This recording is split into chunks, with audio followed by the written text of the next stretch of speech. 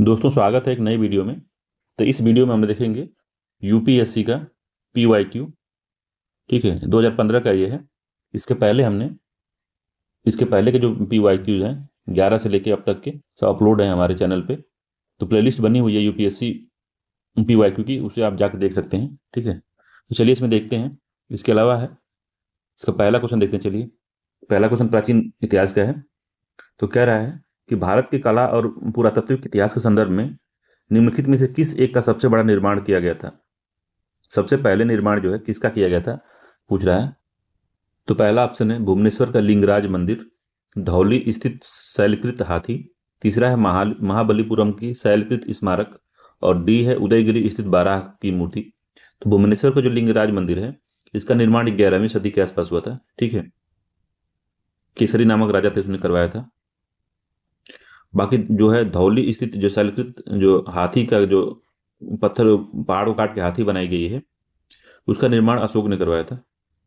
मौर्य शासक अशोक ने करवाया था 250 ईस्वी पूर्व के आसपास। ठीक है, सबसे पहले ये धौली स्थित शैलकृत हाथी का हुआ था। तो इसका बी आंसर सही है। ठीक है,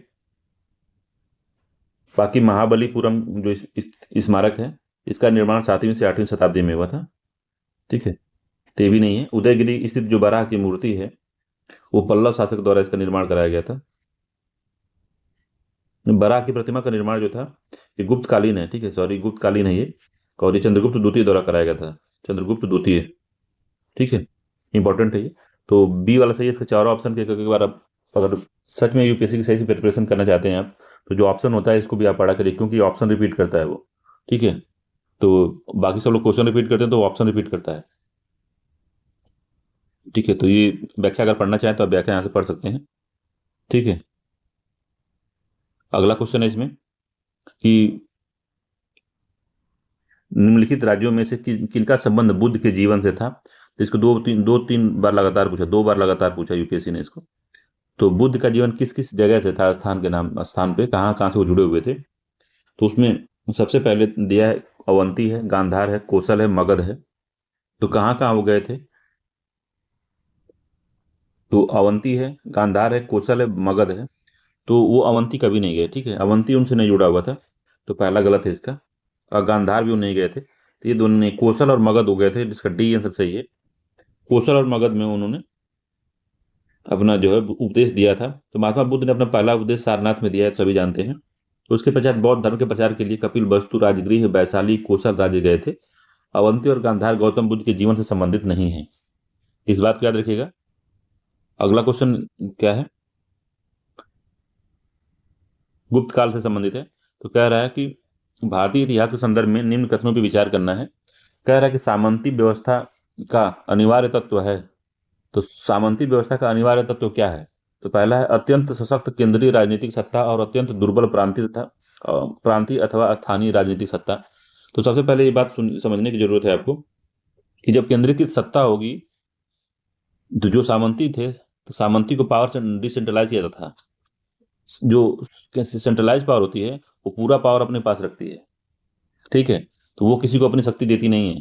एक पास एक सेंटर में ही पूरी शक्ति होती है, सब काम सेंटर से ही चलता है।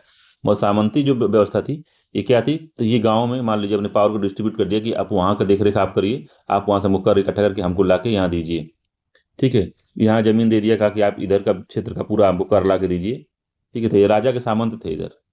तो क्या हुआ, पावर का डिसेंट्रलाइजेशन हुआ ना, पावर इनको यहाँ से ट्रांसफर की गई, सेंटर से ट्रांसफर हुआ था प्रांतों में। ठीक है, तो इसी वजह से पहला गलत है।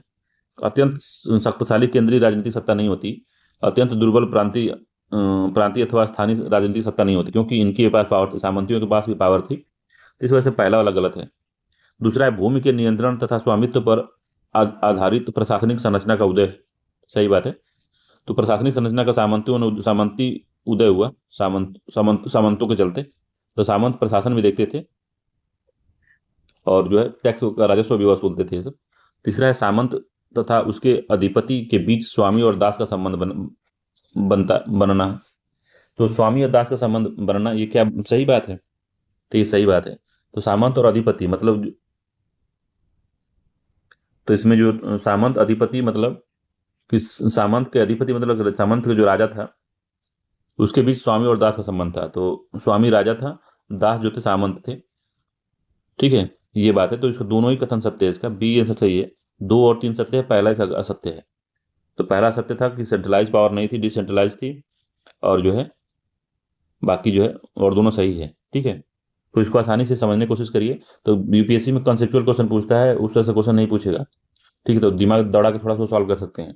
तो अगर व्याख्या पढ़ना चाहें तो पढ़ सकते हैं कि सामंती व्यवस्था में राजा की शक्ति केंद्रीय कमजोर हुई जबकि प्रांतों और स्थानीय सशक्त हुए। ठीक है, पढ़ सकते हैं इसको। अगला है बहमनी और विजयनगर साम्राज्य के बारे में है। तो काफी ये महत्वपूर्ण क्वेश्चन पूछा जाता है इधर से। तो इसमें कहता है कि इनमें से किसने कृष्णा नदी की सहायक नदी दक्षिणी तट पर नए नगर की स्थापना की और उस देवता के प्रतिनिधित्व के रूप में अपने इस राज्य के नाम पर शासन करने का दायित्व लिया, जिसके बारे में माना जाता था कि कृष्णा नदी के दक्षिण की समस्त भूमि उस देवता की है। तो कौन था? अमोघ प्रथम था, बल्लाल द्वितीय था, हरिहर प्रथम था, या प्रताप रुद्र द्वितीय था? तो हरिहर प्रथम था, सी आंसर सही है। तो विजयनगर साम्राज्य की स्थापना 1336 में हरिहर द्वारा और बुक्का द्वारा कृष्णा नदी की सहायक जो नदी थी, कृष्णा की सहायक नदी तुंगभद्रा के दक्षिणी तट पर की। ठीक है, उसके पिता संगम के नाम पर उसने अपने राजवंश को संगम रखा। ठीक है, तो इसने अपने देवता शंकर नारायण के नाम पे, जो देवता के नाम पे की थी शंकर नारायण, शंकर नारायण नारायण। ठीक है, तो शंकर शिव और नारायण जो विष्णु, दोनों को ये मान के इनके नाम से ही राज्य की स्थापना की थी हरिहर ने। ठीक है, अगला क्वेश्चन है कि निम्नलिखित कथनों पर विचार करना है। तो मध्यकालीन भारत का राज्य थे और वर्तमान में वो क्षेत्र कहाँ पे है उनको बताना है। तो चंपक है, दुर्गर है, कुलूत है। तो कौन सा क्षेत्र कहाँ पे बताना है। तो चंपक जो है, चंपा हिमाचल प्रदेश में है। ठीक है, तो मध्य भारत दिया तो ये गड़बड़ है। दुर्गर जो है जम्बू दिया है, तो ये ठीक है। कुलूत जो है मालाबार, तो कुलूत जो था कुल्लू मनाली वाला क्षेत्र था, कुल्लू जो हिमाचल प्रदेश में है, तो ये भी गलत है। पूछ रहे कौन सा जो है सही सुमेलित है। तो सही सुमेलित बस दो है, बी आंसर सही है, 2 वाला सही सुमेलित है इसमें। ठीक है, तो चंपा को क्या माना है? चंबा हिमाचल प्रदेश, दुर्गर को जम्बू, तो जम्बू तो ठीक है। त्रिगर्त जो है जालंधर पंजाब, और कुल्लूत को कुल्लू हिमाचल प्रदेश माना जाता है। ठीक है, तो बी आंसर सही था इसका। अगला क्वेश्चन है कि निम्नलिखित कथनों पर विचार करना है कि बाबर के भारत के आने के फलस्वरूप क्या हुआ। तो क्या क्या हुआ था। तो उपमहाद्वीप में बारूद के उपयोग की शुरुआत हुई। इस क्षेत्र की स्थापत्य में मेहराब और गुंबद बनने की शुरुआत हुई। तीसरा, इस क्षेत्र में तैमूरी राजवंश की स्थापना हुई। तो इसमें जो पहला है उपमहाद्वीप में बारूद की शुरुआत जो हुई थी, ये बहमनी तथा विजयनगर साम्राज्य में जब युद्ध हुआ था विजयनगर के बीच, तभी यहीं पे ही बारूद का यूज कर लिया गया था। तो ये पहला गलत है। तो बारूद दक्षिण भारत में सर्वप्रथम यूज हुआ था, इंपॉर्टेंट है, याद रखिएगा। ठीक है, विजयनगर साम्राज्य और बहमनी के बीच जब लड़ाई हो रही थी तब की बात है। इस क्षेत्र में स्थापत्य में मेहराब और गुंबद बनाने की शुरुआत हुई। तो मेहराब और गुंबद बनाने की जो शुरुआत हुई थी, ये बाबर से पहले ही हो गई थी। ठीक है, दिल्ली सल्तनत में ही ये प्रारंभ हो गया था। ठीक है, दिल्ली सल्तनत में ही प्रारंभ हो गया था। तो पहला ये भी गलत है, ये भी गलत है। तीसरा सही है कि क्षेत्र में तैमूरी राजवंश की स्थापना हुई, तो तैमूरी वंश की हुई। ठीक है, ये तीसरा सत्य है, इसका बी आंसर केवल सही है। तो बाबर की जो बीबी थी, जहाँ जिससे शादी हुई थी, उसकी बीबी ने, बाबर के माँ बाप जो थे, एक लोग तैमूर के क्षेत्र से थे, तैमूर के वंशज थे, एक लोग जो थे। तो बाबर के पिता जो थे तैमूरी थे, तैमूर वंश के थे। और चंगेज वंश की जो थी, मंगोल शायद चंगेज वंश की उसकी माँ थी। ठीक है, तो दोनों का मिक्स था ये बाबर। ठीक है, तो ये इसने तैमूरी राजवंश की स्थापना की, तीसरा ही सत्य है, इसका बी आंसर सही है। अगला क्वेश्चन है आधुनिक भारत का इतिहास है। तुम्हें कह रहा है कि निम्नलिखित कथनों में से कौन सा उपनिवेशवाद का सही आर्थिक आलोचक था। तो उपनिवेशवाद का जो आलोचक थे कौन था? दादा बनर्जी भी थी। ड्रेन थ्योरी ने poverty and un British rule of India लिखे थे। ठीक है, 1901 में बुक इनकी पब्लिश हुई थी, डेट पूछ लेता, याद रखिएगा। तो इन्होंने आर्थिक विकास और आर्थिक शोषण के बारे में बताया था। जी सुब्रमण्यम अय्यर ने भी उपनिवेशवाद को आर्थिक आलोचक थे, और आरसी दत्त भी थे, तीनों लोग थे। इसका डी आंसर सही है, तीनों लोग ही थे इसमें। तो इसकी व्याख्या पढ़ना जरूरी है आपको, इसको पढ़ लीजिएगा। तो दादा बनर्जी ने poverty and un British rule of India 1901 में ये छपी थी। इंग्लैंड डेप्ट to India, the wants and mean of India, तथा on the commerce of India इत्यादि के लेखक के माध्यम से भारतीय अर्थव्यवस्था को ब्रिटिश शासन द्वारा किए जा रहे दोषपूर्ण घातक दोहन का उजागर किया था। द हिंदू के संस्थापक सुब्रमण्यम अय्यर ने भी अखबार के माध्यम से उपनिवेशवाद की आर्थिक विश्लेषण किया। इकोनॉमी हिस्ट्री ऑफ इंडिया नामक जो पुस्तक के लेखक थे आरसी दत्त थे, जो आरसी दत्त एक प्रसिद्ध आर्थिक विशेषज्ञ थे। इन्होंने ही ब्रिटिश उपनिवेशवाद के आर्थिक आलोचक थे। तो तीनों लोग ही आलोचक थे, याद रखिएगा, तीनों लोगों को पूछ लेता है कभी कभी। ठीक है, अगला क्वेश्चन है कि कांग्रेस सोशलिस्ट पार्टी के संदर्भ में निम्न कथनों पर विचार करना है। तो कांग्रेस सोशलिस्ट पार्टी के बारे में बताना है कि क्या इसमें जो है सही है। तो पहला इसमें कि इसमें ब्रिटिश माल के बहिष्कार और करों के अपवंचन की वकालत की, तो ऐसा नहीं किया इन्होंने। यह सर्वहारा वर्ग का अधिनायकत्व स्थापित करना चाहती थी, तो नहीं, ऐसा नहीं। इसने अल्पसंख्यक तथा दलित वर्गों के लिए पृथक निर्वाचन क्षेत्र की वकालत की, तो ये भी नहीं की इन्होंने। तो इनमें से कोई नहीं सही है, डी आंसर सही है, इनमें से कोई नहीं। इन्होंने ऐसा कुछ नहीं किया। इन्होंने क्या, जो कांग्रेस सोशलिस्ट पार्टी थी इसकी स्थापना 1934 में हुई। क्यों हुई थी? तो जब प्रथम विश्व युद्ध के बाद में समाजवाद का प्रचार कर रहे थे, परंतु सविनय आंदोलन की असफलता ने, ठीक है, तो भारतीय समाजवादी नेता जो थे प्रथम विश्व युद्ध के बाद समाजवाद का प्रचार कर रहे थे वो लोग, मगर जो सविनय आंदोलन जब विफल हो गए 1930 से 34 के बीच में, सन 1929 का जो आर्थिक संकट आया, तो उसमें बहुत ज़्यादा, जैसे जितने पूंजीवादी देश थे वो सब बुरी तरीके से बर्बाद हो गए। उसमें जो रूस का जो समाजवाद था वो उसको बचा लिया। ठीक है, तो इसकी वजह से जो भारत के जो प्रबुद्ध वर्ग थे, जो थोड़ा उस समय जो प्रचार समाजवादी नेता थे, वो लोग उधर बहुत आकर्षित हुए, जिसमें हमारे देश के राष्ट्रभक्त, समाजवादी राष्ट्रभक्त जयप्रकाश नारायण, आचार्य नरेंद्र देव, मीनू मसानी, राम मनोहर लोहिया, कमला देवी चट्टोपाध्याय, ये लोग जो थे, इन्होंने, इसमें अशोक मेहता भी थे, ये उल्लेखनीय योगदान दिया समाजवाद को बढ़ाने के लिए। ठीक है, तो 1929 का जो आर्थिक संकट था और 1930 का जो सविनय आंदोलन का जो असफलता थी, इससे लोग इधर बहुत ज़्यादा प्रभावित हुए और इन नेताओं ने मिलकर 1934 में कांग्रेस सोशलिस्ट पार्टी की स्थापना की और जयप्रकाश नारायण को इसका जो सचिव बनाया और नरेंद्र देव को अध्यक्ष चुना गया था इसका। इस पार्टी का जो मुख्य उद्देश्य था वो क्या था? तो उनका उद्देश्य ये था कि उस समय जो कम्युनिस्ट की तरफ बढ़ रहे थे, समाजवाद और कम्युनिस्ट में फर्क है, तो कम्युनिस्ट विचारधारा की ओर जो हमारे युवा वर्ग न जाए, उसको इनको मेन ध्यान देना था। और इन्होंने विकेंद्रीकृत समाजवाद की वकालत की, जिसमें सहकारी संस्थाएं, ट्रेड यूनियन, कृषकों और स्थानीय निकायों को भी की महती भूमिका को इन्होंने समझा। ठीक है, तो ये सब पूरा मामला है। तो कम्युनिस्ट जो होते थे वो लोग लड़ाई करके किसी भी अधिकार को मांगते थे कि हम लड़ के ले लेंगे, तुम नहीं दोगे तब भी हम ले लेंगे। तो थोड़ा मारकाट में विश्वास करते थे कम्युनिस्ट जो थे, इस वजह से उनको बचाना चाहते थे लोग, जयप्रकाश नारायण और बाकी जो समाजवादी लोग थे कम्युनिज्म वाले। ठीक है, तो इसका कोई सत्य नहीं है, डी आंसर सही है इसका। ठीक है, अगर व्याख्या पढ़ना चाहते हैं तो व्याख्या इसकी पढ़ सकते हैं, जो बताया है वही होगा व्याख्या भी।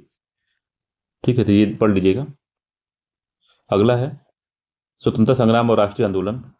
तो क्वेश्चन क्या कह रहा है कि रॉलेट सत्याग्रह के संदर्भ में निम्न कथनों पर विचार करना है, बताना है कि रॉलेट अधिनियम सेडिशन कमेटी की सिफारिश पर आधारित था।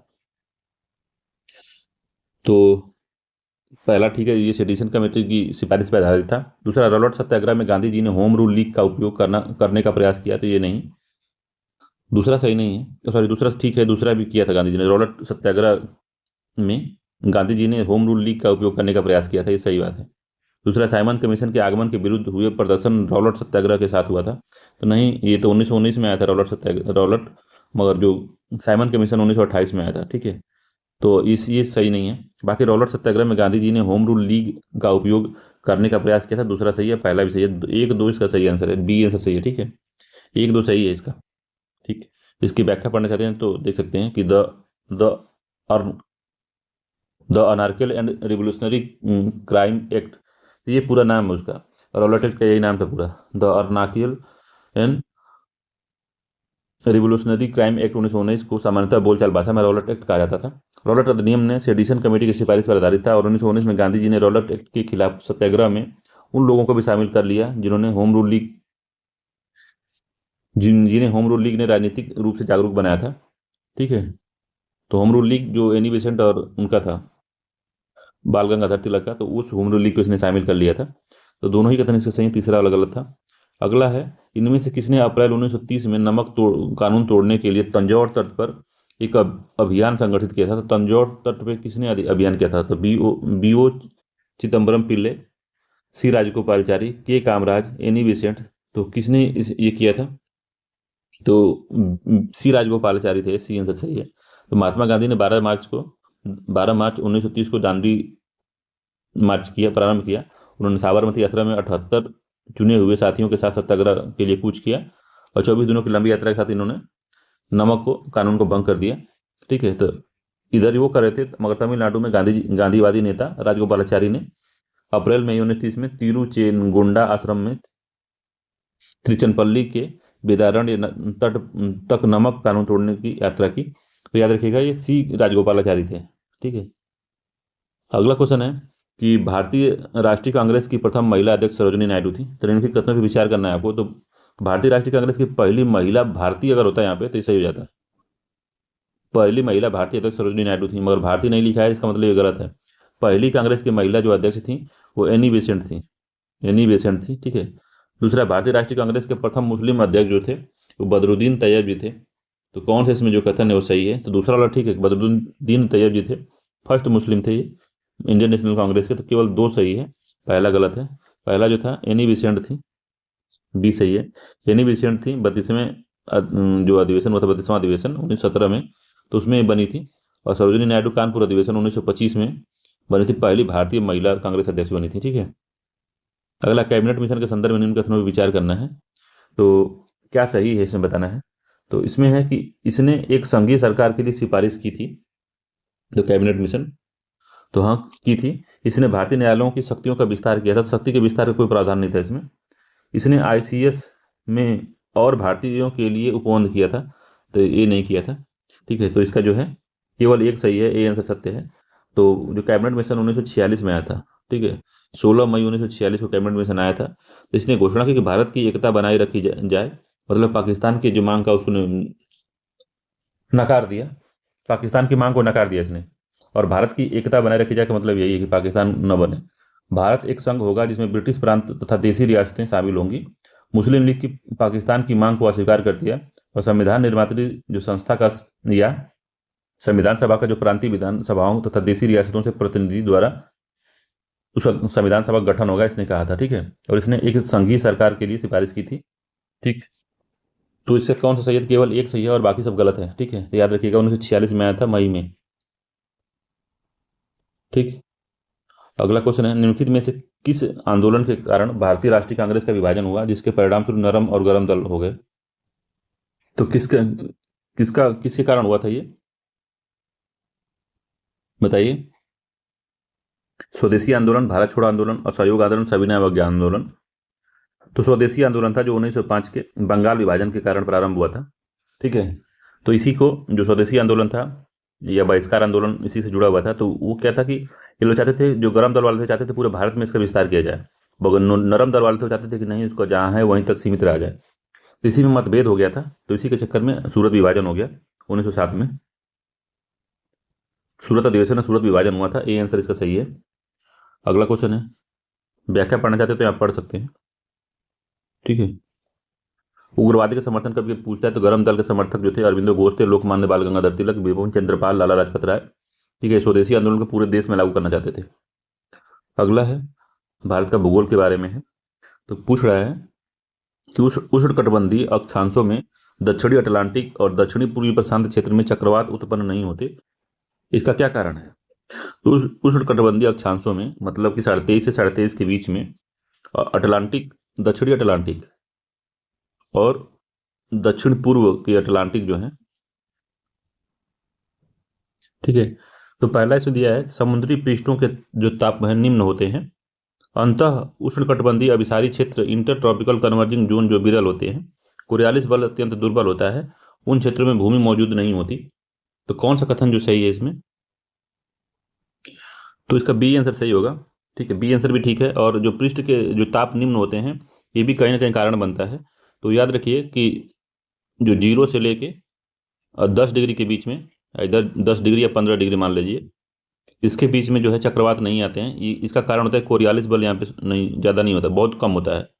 तो कोरियालिस बल के कारण यहाँ पे 0 आते हैं। ठीक है, यहाँ पे चक्रवात नहीं आते। ठीक, इसके अलावा जो है ये पूछ रहा है कि दक्षिणी अटलांटिक और दक्षिणी पूर्वी प्रशांत में क्यों नहीं आते हैं? तो वहाँ पर ठंडी जल धाराएं चलती हैं। ठीक है। तो उष्णकटिबंधीय चक्रवात को बनने के लिए 26 से 27 डिग्री से अधिक का टेम्परेचर चाहिए। इससे अधिक तापमान अगर जल के पृष्ठ का है तभी चक्रवात वहां पे आएंगे, अदरवाइज नहीं आएंगे। मगर जो ठंडी जलधाराओं के प्रभाव में आने से यहाँ के जो सतह का तापमान जो होता है 26 डिग्री से कम हो जाता है, इस वजह से यहाँ पे नहीं आते हैं। ठीक है। और इस समय उसको, और जो किसी चक्रवात को बनने के लिए कई चीज़ें जरूरी होती हैं, तो उसमें जो एक है कि कन्वर्जिंग जो हवाएं होनी चाहिए, जगह आके इकट्ठा होनी चाहिए। मगर ठंडी होने की वजह से, यहाँ पे ठंडा स्थिति होने की वजह से यहाँ विरल हो जाती है, कमजोर हो जाती है। यहाँ पे इंटर ट्रॉपिकल जो कन्वर्जिंग जोन जो क्षेत्र होते हैं वो वहाँ पे कमजोर हो जाते हैं। तो इसी वजह से ऐसा होता है। तो इसके मामले में दक्षिण पूर्वी मानसून और अटलांटिक, इसके मामले में दो कारण है। एक तो उसको कमजोर होना, एक जो होता है ठंडी जलधाराओं का चलना। ठीक है। तो ये बात याद रखिएगा। तो बी आंसर इसका सत्य है इसमें। ठीक है। अगला क्वेश्चन है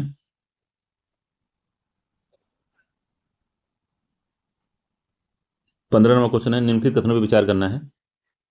अगर आपको ना तो इसका व्याख्या यहाँ पे पढ़ लीजिए आप, ये वाला। अगला 15 नंबर क्वेश्चन है कि निम्नलिखित कथनों पर विचार करना है और बताना है कि सबसे पूर्वी भारत के राज्यों का निम्नलिखित में से कौन सा एक युग्म सबसे पूर्वी और सबसे पश्चिमी राज्य को इंगित करता है। तो सबसे पूर्वी राज्य जो है अरुणाचल प्रदेश है। ठीक है। और सबसे पश्चिमी राज्य गुजरात है। तो अरुणाचल प्रदेश और गुजरात है, डी आंसर इसका सही है। यही सबसे जो पूर्वी और पश्चिमी राज्य हैं। ठीक है। अगला है, अगला क्वेश्चन है कि विश्वतीय जो विश्वतीय प्रति धाराएं, जैसे इक्वेटोरियल काउंटर करंट कहते हैं, जैसे करंट मान लीजिए 0 डिग्री है तो करंट देखें इधर बहती है, इधर बहती है। जब ये महाद्वीपों के आती है तो यहाँ पे सब इकट्ठा होने के बाद में एक इक्वेटोरियल करंट अपोजिट दिशा में चलने लगती है, बहुत स्लो गति से। ठीक है, बहुत स्लो तरीके से चलती है ये। तो इसी को हम इक्वेटोरियल काउंटर करंट कहते हैं। तो इसी के बारे में पूछ रहा है, जो पूर्वाभिमुख होती है इसके लिए क्या जिम्मेदार है। तो विश्वतीय प्रति धाराओं के पूर्वाभिमुखी प्रवाह की व्याख्या किससे होती है। तो पृथ्वी का अपने अक्ष पर घूर्णन, दो विश्वतीय धाराओं का अभिसरण, कंजर्वेंस, जल की लवणता में अंतर, विश्वतीय वृत्त के पास प्रभाव, प्रशांत मंडल मेखला या बिल्ट ऑफ कॉम का होना। तो क्या इसमें सही है। तो ये बी आंसर सही है इसका। तो जब दो बताए थे अभी ना कि इधर से जो चलती है ये उत्तर विषुवत रेखीय जलधारा चलती है, यहाँ पे नीचे वाली जो है दक्षिण विषुवतीय जलधारा चलती है। जब दोनों जाके यहाँ पे कन्वर्ज करती हैं, जो लिखा है कन्वर्ज करती हैं, फिर यहाँ से इक्वेटोरियल अपोजिट करंट बहने लगती है। ठीक है। तो यही बी वाला इसका कारण मुख्य है। ठीक है, और कोई कारण नहीं है। वो ढाल बन जाता है, ऊंचाई होता है तो वहां से ढाल बन जाता है इस तरह से, तो ढाल बनता है तो इसीलिए इधर चलने लगती हैं। तो लिखा है इसमें कि अधिक जलराशि एकत्रित हो जाती है कि पश्चिम से पूर्व की ओर सामान्य ढाल बन जाता है, इसी की क्षतिपूर्ति धारा के रूप में प्रति विषुवतीय रेखीय धारा की उत्पत्ति होती है। ठीक है। अगला क्वेश्चन है 17 नंबर का कि तीर्थ स्थान है और अवस्थिति है। तो श्रीशैलम कहाँ है, ओंकारेश्वर कहाँ है, पुष्कर कहाँ है। तो पूछ रहा है तो कौन कहाँ पे है। ठीक है। तो कौन सा सही सुमेलित है, कौन सा युग सही सुमेलित है बताना। तो श्रीशैलम जो है नल्ला मल्ला पहाड़ी है। तो श्रीशैलम जो नल्ला मल्ला पहाड़ी में है। ठीक है। ओंकेश्वर जो है ये सतमाला में नहीं, मानधाता पहाड़ी में है, मानधाता पहाड़ी में है ये, एमपी में। ठीक है। ओंकेश्वर मध्य प्रदेश में मानधाता पहाड़ियों पर स्थित है। ये शिवपुरी नाम से जाना जाता था, शिवपुरी, प्राचीन भारत में इसे शिवपुरी कहते थे। ठीक है। अगला जो है पुष्कर महादेव की पहाड़ियां। तो पुष्कर जो है राजस्थान में है और महादेव की पहाड़ियां जो है एमपी में है। तो ये कहीं मैच नहीं कर रहा है, ये भी गलत है और ये भी गलत है। केवल एक इसका सही है, ए आंसर सही है कि श्रीशैलम जो है नल्ला मल्ला की पहाड़ी में है। ठीक है। अगला क्वेश्चन है 17 नंबर का, सॉरी 18 नंबर का क्वेश्चन है। कह रहा है कि निम्नलिखित कथनों पर विचार करना है। तो कह रहा है कि वंशधारा है, इंद्रावती है, प्राणहिता है और पेन्नार है। कह रहा है उपयुक्त में से गोदावरी की सहायक नदी कौन सी है। तो गोदावरी की सहायक नदी पूछ रहा है। तो वंशधारा नहीं है, इसका इंद्रावती सहायक नदी है इसकी, और इसकी सहायक नदी जो है प्राणहिता है। ठीक है। पेन्नार भी नहीं है। तो गोदावरी की सहायक नदी जो है इंद्रावती है और प्राणहिता है। इसके अलावा जो है सबरी है, बेनगंगा है, वर्धा है। ठीक है। पुरवरा है, मंजीरा का कई बार पूछा गया है। ये जो है मुख्य इसकी सहायक नदियां हैं। तो इसका डी आंसर सही है, 2 3 सिर्फ सही है इसका। अगला क्वेश्चन है, अगला से पढ़ सकते हैं कि गोदावरी नदी का जो उद्गम है महाराष्ट्र के त्र्यंबकेश्वर से उद्गमित होता है, दक्षिण मध्य भारत को पार कर दक्षिण पूर्व की ओर बहती हुई बंगाल की खाड़ी में गिरती है, 1465 किलोमीटर दूरी तय करती है। और जो नदियां हैं इसमें पूर्णा है, प्राणहिता है, इंद्रावती है, साबरी है, ये सब पूरी नदियां को दिया गया है, आप वहां से देख सकते हैं। 19 नंबर क्वेश्चन कह रहा है कि भारत में के निम्नलिखित क्षेत्रों में से किस एक में मैंग्रोव वन, सदापर्णी वन और पर्णपाती वनों का संयोजन पाया जाता है? तो कहाँ पे, किस क्षेत्र में मैंग्रोव वन भी है, सदाबहार वन भी है और पर्णपाती वन भी है? तो उत्तर तटीय आंध्र प्रदेश नहीं, दक्षिण पश्चिमी बंगाल ये भी नहीं, दक्षिणी सौराष्ट्र यहाँ भी नहीं, ये अंडमान निकोबार में हर प्रकार के जंगल पाए जाते हैं। डी आंसर सही है, अंडमान निकोबार इसका आंसर होगा। ठीक है, अगला क्वेश्चन है 20 नंबर का, कह निम्नलिखित राज्यों पर विचार करना है, अरुणाचल प्रदेश, हिमाचल प्रदेश, मिजोरम, तो उपयुक्त में से किसमें उष्णकटिबंधीय आर्द्र जो सदापर्णी वन पाए जाते हैं? तो जहाँ पे 200 से अधिक वर्षा होगी उस एरिया में सदा सदा उष्णकटिबंधीय आर्द्र सदापर्णी वन पाए जाएंगे। तो कहाँ कहाँ पाए जाते हैं? तो अरुणाचल प्रदेश में वर्षा वर्षा होती है 200 सेंटीमीटर के आसपास, हिमाचल प्रदेश में नहीं होती तो यहाँ नहीं पाए जाएंगे, मिजोरम में भी होती है। तो 1 और 3 इसका सही आंसर है, सी आंसर सही है, 1 और 3 सत्य है। ठीक है, 1 3 सत्य है इसका, तो देख सकते हैं। तो उष्णकटिबंधीय आर्द्र पर्णपाती वन भारत में उन भागों में पाए जाते हैं जहाँ औसतन जो तापमान है 25 से 27 डिग्री रहता है तथा वर्षा जो है 250 सेंटीमीटर से अधिक होती है। हम 200 कह रहे थे मगर 200 से अधिक जो होती है वर्षा, तो वहाँ पे ऐसा होता है। इसमें अरुणाचल प्रदेश, मिजोरम, मणिपुर, नागालैंड, त्रिपुरा, अंडमान निकोबार द्वीप समूह इसमें शामिल है। ठीक है, तो 1 3 इसका सही आंसर है, सी आंसर ठीक है इसका। अगला क्वेश्चन 21 नंबर का है, कह रहा है कि भारत में निम्नलिखित में से किस एक वन प्रारूप में सागौन या टीक एक प्रभावी वृक्ष स्पेसीज है? तो टीक जो है, सागौन वन किस वन प्रारूप में पाया जाता है? तो उष्णकटिबंधीय आर्द्र पर्णपाती वन, उष्णकटिबंधीय वर्षा वन, उष्णकटिबंधीय कटीली झाड़ी नहीं है, घास घास घास स्थल युक्त शीतोष्ण ये भी नहीं है, आर्द्र उष्णकटिबंधीय आर्द्र पर्णपाती वन, वर्षा वन भी नहीं है। तो पहला ही ठीक है इसका 21वें का। ठीक है, यह आर्द्र उष्णकटिबंधीय आर्द्र पर्णपाती वन में पाया जाता है, ए आंसर इसका सही है। याद रखिएगा, इंपॉर्टेंट है काफी, इस तरह से क्वेश्चन पूछता है। तो ऐसे वनों में 100 से 200 सेंटीमीटर की बारिश होनी चाहिए आर्द्र और पर्णपाती वन होने के लिए।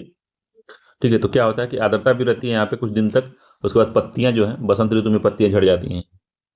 ठीक, अगला क्वेश्चन है, तो इसके और उदाहरण देख लीजिए। तो इसमें जो है साल आता है, सागौन है, शीशम है, चंदन है, ये सब जो है उष्णकटिबंधीय आर्द्र पर्णपाती वन में पाए जाते हैं। अगला क्वेश्चन है, निम्नलिखित नेशनल पार्क में से किस एक की जलवायु उष्णकटिबंधीय, उपोष्ण, शीतोष्ण और आर्कटिक तक परिवर्तित होती है? तो कौन सा ऐसा नेशनल पार्क है जहाँ पे उष्णकटिबंधीय भी जो होता है जलवायु होती है, उपोष्ण जलवायु होती है, शीतोष्ण भी होती है और आर्कटिक तक की जलवायु वहाँ पाई जाती है? कौन सा ऐसा नेशनल पार्क है? तो कंचनजंगा है, नंदा देवी है, नेवरा वैली नेशनल पार्क है, नामदफा है। तो कौन सा नेशनल पार्क इस तरह से भारत में है? तो नामदफा नेशनल पार्क है अरुणाचल प्रदेश में।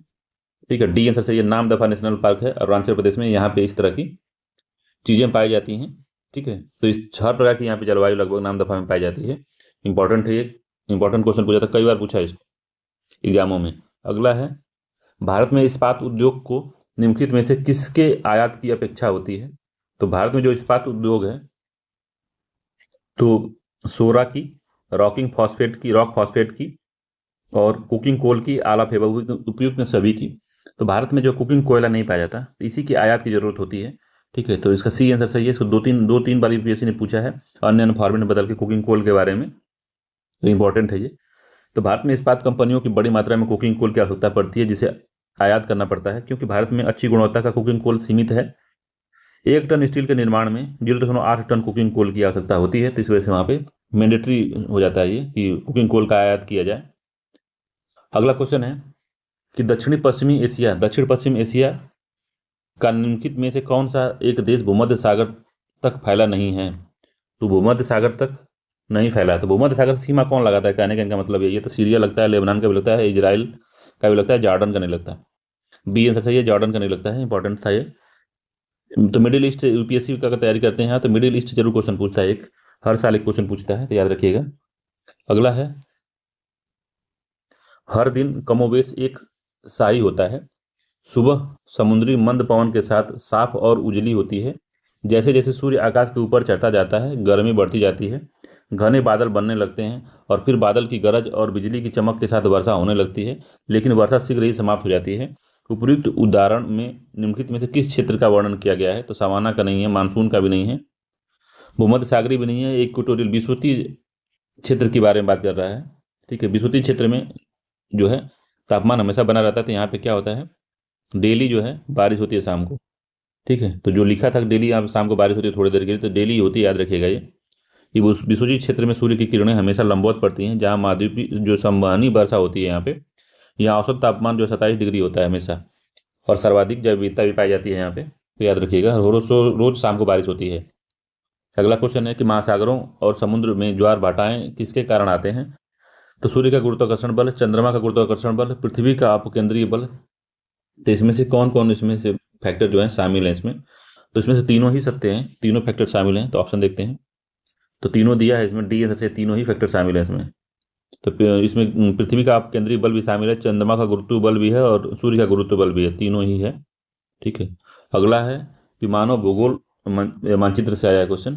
तो अगला कह रहा है कि निम्नलिखित कथनों पर विचार करना है।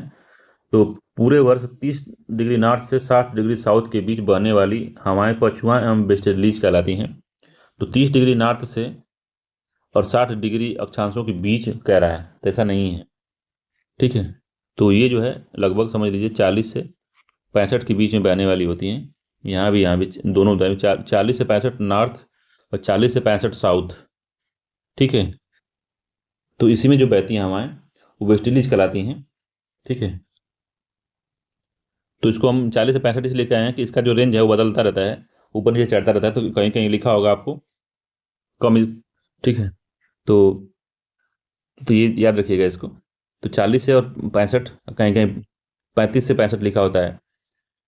ठीक है, तो 35 से 65 नॉर्थ और 35 से 65 साउथ के बीच में चलने वाली हवाओं को वेस्टर्लीज या पछुआ पवन कहते हैं। ठीक है, तो ये गलत हो गया पहला। दूसरा, भारत के उत्तर पश्चिम क्षेत्र में शीतकालीन वर्षा लाने वाली आर्द्र वायु सहितियां मॉइस्ट एयर मासेज पछुआ पवनों के भाग हैं। तो क्या ये पछुआ पवनों के भाग हैं? तो दूसरा ठीक है। तो पछुआ जो शीतकाल में वर्षा होती है कहाँ पे? तो उत्तर पश्चिमी क्षेत्र में हमारे। तो उत्तर पश्चिमी क्षेत्र कौन सा है? तो जो ये वाला उत्तर पश्चिम क्षेत्र, ये वाला जो है, ये वाला क्षेत्र जो हिमालय वाला क्षेत्र है, पश्चिमी यूपी है, पंजाब हरियाणा, ऊपर ये सब यहाँ जम्मू कश्मीर तक, ये पूरा जो क्षेत्र में जो बारिश होती है वो कौन लाता है? तो वो जो है भूमध्य सागरीय क्षेत्र से जो वायु मास राशियां होती हैं, जो वायु संयंत्रियां जिसको कहते हैं, मॉइस्ट एयर मासेज होते हैं, पछुआ पवन के प्रभाव में आते हैं। और उसके अलावा जो ऊपर वो चलती हैं, जेट स्ट्रीम चलती है, तो उनके प्रभाव में आके हम लोग तरफ से बारिश करते हैं ये लोग। क्योंकि सूर्य दक्षिणायन हो जाता है उस समय जब ये बारिश होती है ठंडी के दिनों में, तो जो वायुदाब पेटियां हैं वो शिफ्ट होकर नीचे आ जाती हैं, तो वो 30-40 के बीच में आ जाती हैं। ठीक है, 30 उसके आसपास आ जाती हैं। तो भारत का जो क्षेत्र जो है 30 के बाद में आता है। ठीक है, तो इस वाले क्षेत्र में हल्का ऊपर वाले में बारिश करती हैं, इसी कारण से बारिश करती हैं। तो दूसरा वाला सही है, पहला गलत है इसका, तो बी आंसर सत्य है। अगला क्वेश्चन है कि भारतीय संविधान से क्वेश्चन है कि भारत की सरकार अधिनियम 1919 निम्नलिखित में से किसको स्पष्ट रूप से परिभाषित करता है? तो हम अभी क्रैश कोर्स कराए हैं आर का, तो उसमें भी 1919 के बारे में हम बताए हैं। अब इसकी इंपॉर्टेंस भी हम बताएं कितना इंपॉर्टेंट है ये। अगर इसकी डिटेल में आपको पढ़ना है तो आप मेरे चैनल पे इंडियन पॉलिटी के लेक्चर उसमें देख सकते हैं। उसमें यूपीएससी से लेके PCS, RO, MP PCS, BPSC, Rajasthan PCS, किसी की तैयारी करते हैं तो आप उसको पॉलिटी को देख सकते हैं, उससे बाहर नहीं आएगा। ठीक है, तो 1919 में निम्नलिखित में से किसके स्पष्ट रूप से परिभाषित करता है? तो न्यायपालिका एवं विधायिका के बीच शक्ति का पृथक्करण। तो ये बात नहीं थी। केंद्रीय एवं प्रांतीय सरकारों की अधिकारिता, तो केंद्रीय और उनकी अधिकारिता को बताता है ये। तो केंद्रीय और प्रांतीय सरकारों की अधिकारिता बताता है, क्योंकि इसने प्रांतों में द्वैध शासन लागू किया, द्वैध शासन। ठीक है, तो सेंटर ने कुछ प्रांतों में शक्तियों को ट्रांसफर किया। तो दूसरा इसका सही है, इसी को परिभाषित ज्यादा करता है। सी है, भारत के secretary of state and viceroy की शक्तियां, ये नहीं है इसमें, ऊपरी में से कोई नहीं इसमें, बी आंसर सत्य है इसका। ठीक है, बी वाला सही है। तो मॉन्टेग्यू चेम्सफोर्ड सुधार भी कहते हैं इसको। ठीक, तो इसमें आरक्षित और हस्तांतरित दो भागों में इसको बांटा था, प्रांतों के विषयों को। ठीक है, तो इस अधिनियम में सर्वप्रथम उत्तरदायी शासन जैसे शब्द का स्पष्ट प्रयोग किया। और इस अधिनियम के तहत प्रांतों में विषयों को आरक्षित और हस्तांतरित दो भागों में बांटा गया। इसमें हस्तांतरित विषय का प्रशासन जो विधायिका के चयनित सदस्यों को सौंपा गया, जबकि आरक्षित विषय गवर्नर के कार्यकारिणी परिषद को सौंपा गया था। ये पूरा मामला है, बी आंसर सही है इसका। अगला है संघ के की सरकार यूनियन गवर्नमेंट के संदर्भ में निम्न कथनों पर विचार करना है, बताना है क्या सही है। तो पहला है कि राजस्व विभाग संसद में प्रस्तुत किए जाने वाले केंद्रीय बजट को तैयार करने के लिए उत्तरदायी होता है। तो कौन बनाता है? तो ये आर्थिक विभाग का मंत्रालय बनाता है, राजस्व विभाग नहीं बनाता। आर्थिक विभाग, इकोनॉमिक अफेयर इसको बनाता है, ठीक है। तो वित्त मंत्रालय का आर्थिक विभाग, आर्थिक कार्य विभाग इसको बनाता है। तो पहला गलत हो गया। दूसरा है भारत की संसद के प्राधिकरण या ऑथराइजेशन के बिना कोई धन भारत की संचित धन से नहीं निकाल सकता। तो ये बात सही है। दूसरा है लोक लेखा से किए जाने वाली जो संवितरण है, डिसबर्समेंट है, के लिए भारत की संसद के प्राधिकार की आवश्यकता होती है। तो नहीं, यहाँ से नहीं होती। तो ये पूछ रहा है पब्लिक अकाउंट से पैसा निकालने के लिए क्या जरूरत पड़ती, इनकी जरूरी होता है, संसद से प्राधिकरण की जरूरत होती है, इनसे पूछना आवश्यक है? तो नहीं, इनसे पूछना आवश्यक नहीं है। पब्लिक अकाउंट में पब्लिक का ही पैसा होता है, ठीक है। तो पब्लिक अकाउंट में जो पैसा आता है वो बचत स्कीमों से आता है, पेंशन फंड से आता है, और जो ईपीएफओ है वहाँ से इसमें आता है। तो इस तरह से आता है। ये उधारी होती है सरकार पे। सरकार एक बैंक की भूमिका की तरह लगा, लोक लेखा समिति, जो लोक लेखा में पैसा आता है, तो सरकार एक बैंक की तरह ही इसको अपने पास रखी रहती है, फिर इसको देता रहती है सरकार की, फिर उसको देना पड़ता है सरकार को। तो इसमें से निकालने के लिए पैसा संसद की आवश्यकता नहीं होती। तो इसमें तीसरा गलत है, दूसरा गलत है, नहीं दूसरा ठीक है ना, दूसरा सही है इसमें कि जो संचित निधि से पैसा निकालने के लिए भारत की संसद के प्राधिकार के बिना कोई भी धन भारतीय संचित निधि से नहीं निकाला जा सकता। तो ये बात बिल्कुल सही है। पहला गलत है और दूसरा भी गलत है। दो सही है इसका, सी आंसर ठीक है। केवल दो सत्य है और दो गलत है। उसमें व्याख्या पढ़ना होगा तो आप इसको पूरी तरीके से पढ़ सकते हैं अच्छे से, ठीक है। तो संचित निधि से धन निकालने के लिए संविधान के अनुच्छेद 114 के तहत संसद का विनियोग विधेयक पारित किया जाता है और सन 266 में संचित निधि का प्रावधान किया गया है, ठीक है। अगला क्वेश्चन है कि राज्य के नीति निर्देशक जो तत्व है के बारे में इन कथनों पर विचार करिए। तो पहला है कि ये तत्व देश के सामाजिक आर्थिक लोकतंत्र की व्याख्या करते हैं। तो सामाजिक आर्थिक लोकतंत्र की व्याख्या यही करते हैं, ठीक है। ये अगर यहीं पे पूछता कि फंडामेंटल राइट की व्याख्या करते हैं, किसके राइट की बात करते हैं, किसकी कौन से लोकतंत्र की बात करते हैं, तो राजनीतिक लोकतंत्र की बात करते हैं फंडामेंटल राइट। और आर्थिक और सामाजिक लोकतंत्र की व्याख्या कौन करते हैं? तो डीपीएसपी करते हैं, ठीक है, याद रखिएगा। पहला सही है। दूसरा है इन तत्वों के अंतर्विष्ट उपबंध किसी न्यायालय द्वारा परिवर्तनीय नहीं है या एनफोर्सेबल नहीं है। तो ये बात सही है। दोनों कथन इसके सत्य हैं, सी आंसर सही है। तो याद रखिएगा, आयरलैंड के संविधान से इसको ग्रहित किया गया है। भारत की प्रभुता, एकता और अखंडता की रक्षा करें और इसे अक्षुण्ण रखें। यह उपबंध किसमें किया गया है? तो यह उपबंध जो है फंडामेंटल ड्यूटी में किया गया है, ठीक है। तो संविधान की उद्देशिका में नहीं है और राज्य के नीति निषेध तत्व में नहीं है, और क्या दिया है? मूल अधिकार में भी नहीं है। ये डी वाला आंसर है, मूल कर्तव्य में दिया गया है, डी आंसर सही है। तो मूल कर्तव्य आप इसको पढ़ लीजिए। मूल कर्तव्य और डीपीएसपी में कंफ्यूज करता है वो आपको। इन दोनों को याद किए रहेंगे तो कोई कंफ्यूजन नहीं होगी। तो यहाँ से मूल कर्तव्य जो है इसको एक बार पढ़ लीजिए, काफ़ी इंपॉर्टेंट है, कई बार क्वेश्चन पूछता है। अगला है भारत में संविधान में कल्याणकारी राज्य की आदर्श किसमें प्रतिस्थापित है? तो कल्याणकारी राज्य का आदर्श जो है डीपीएसपी में दिया गया, डीपीएसपी में है, ठीक है। उद्देशिका में नहीं है, मूल अधिकार में नहीं है, डीपीएसपी में है। राज्य के नीति निर्देशक तत्व में है, डी भी नहीं है, इसका बी आंसर सही है, डीपीएसपी में है। अगला क्वेश्चन है कि संघ और यूनियन कार्यपालिका से क्वेश्चन है। तो पहला क्वेश्चन है निम्नलिखित कथनों पर विचार करना है। तो ये निम्नलिखित कथनों पर विचार करना है। पहला है राज्यसभा में धन विधेयक को या तो अस्वीकार करने या संशोधित करने की कोई शक्ति नहीं है, ठीक है। तो पहला जो है राज्यसभा में धन विधेयक और इसको अस्वीकार करने की कोई शक्ति नहीं, तो ये ठीक है। दूसरा है राज्यसभा अनुदानों की मांग पर मतदान नहीं कर सकती। तो राज्यसभा अनुदानों की मांग पर मतदान नहीं करती है। अगला, राज्यसभा में वार्षिक वित्तीय विवरण पर चर्चा नहीं हो सकती। तो होती है, चर्चा होती है, ये गलत है, चर्चा हो सकती है। तो 1, 2 इसका सही आंसर है, बी आंसर सही है, 1, 2 ठीक है बस, ठीक है। तो इसका कौन सा सही था? तो केवल बी आंसर सही था। तो संविधान के अनुच्छेद 109 के अनुसार धन विधेयक राज्यसभा में पुनः स्थापित नहीं किया जा सकता। धन विधेयक को लोकसभा द्वारा पारित किए जाने के पश्चात राज्यसभा को सिफारिश के लिए प्रेषित किया जाता है और जिसे राज्यसभा अधिकतम 14 दिन के लिए रोक सकती है। अनुदान की मांग मतदान केवल लोकसभा में ही होता है। राज्यसभा वार्षिक विवरण पर चर्चा कर सकती है। अगला क्वेश्चन है 34 नंबर का, कह रहा है कि निम्नलिखित कथनों पर विचार करना है। तो भारतीय संघ की कार्यपालिका शक्ति प्रधानमंत्री में नहीं, ये जो है राष्ट्रपति में निहित होती है। ठीक, राष्ट्रपति में निहित होती है। दूसरा है प्रधानमंत्री सिविल बोर्ड का पदेन अध्यक्ष होता है। तो सिविल बोर्ड का जो पदेन अध्यक्ष होता है वो मंत्रिमंडल सचिव होता है। ठीक है, सचिव होता है। तो ये भी गलत है, दोनों ही कथन गलत है। डी आंसर सही है, दोनों ही कथन गलत है। अगला है 35 नंबर का, कि जब संसद के दोनों सदनों की संयुक्त बैठक में कोई विधेयक निर्दिष्ट किया जाता है तो किसके द्वारा पारित किया जाता है।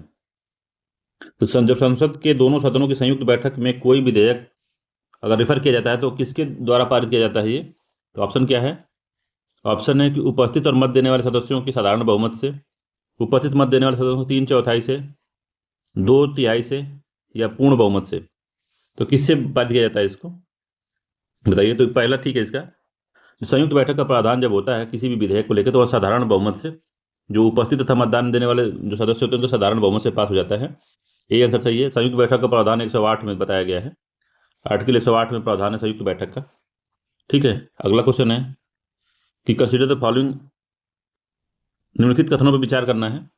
भारत में किस राज्य की विधान परिषद का आकार में उस राज्य की विधानसभा के आधे से अधिक बड़ी हो सकती है। तो बताए थे आपको।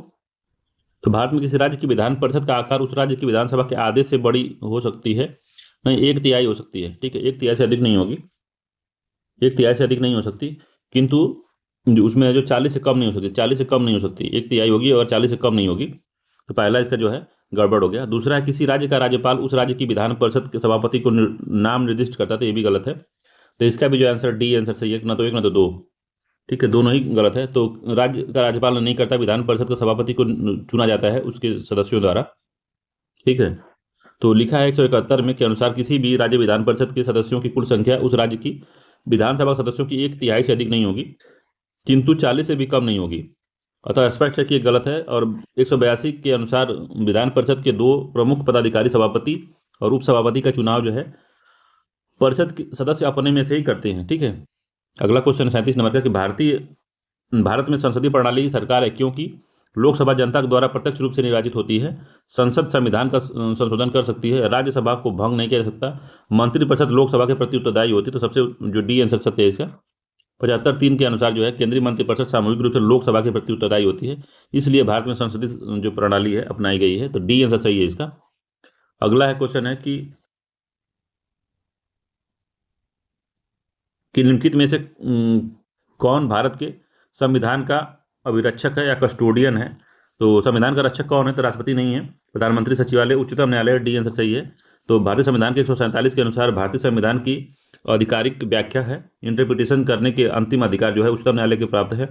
इससे यह स्पष्ट होता है कि उसका रक्षक जो है कौन है, तो सुप्रीम कोर्ट है या न्यायालय, भारत का उच्च न्यायालय है, सुप्रीम कोर्ट है। ठीक है, उच्चतम न्यायालय। डी आंसर सत्य है।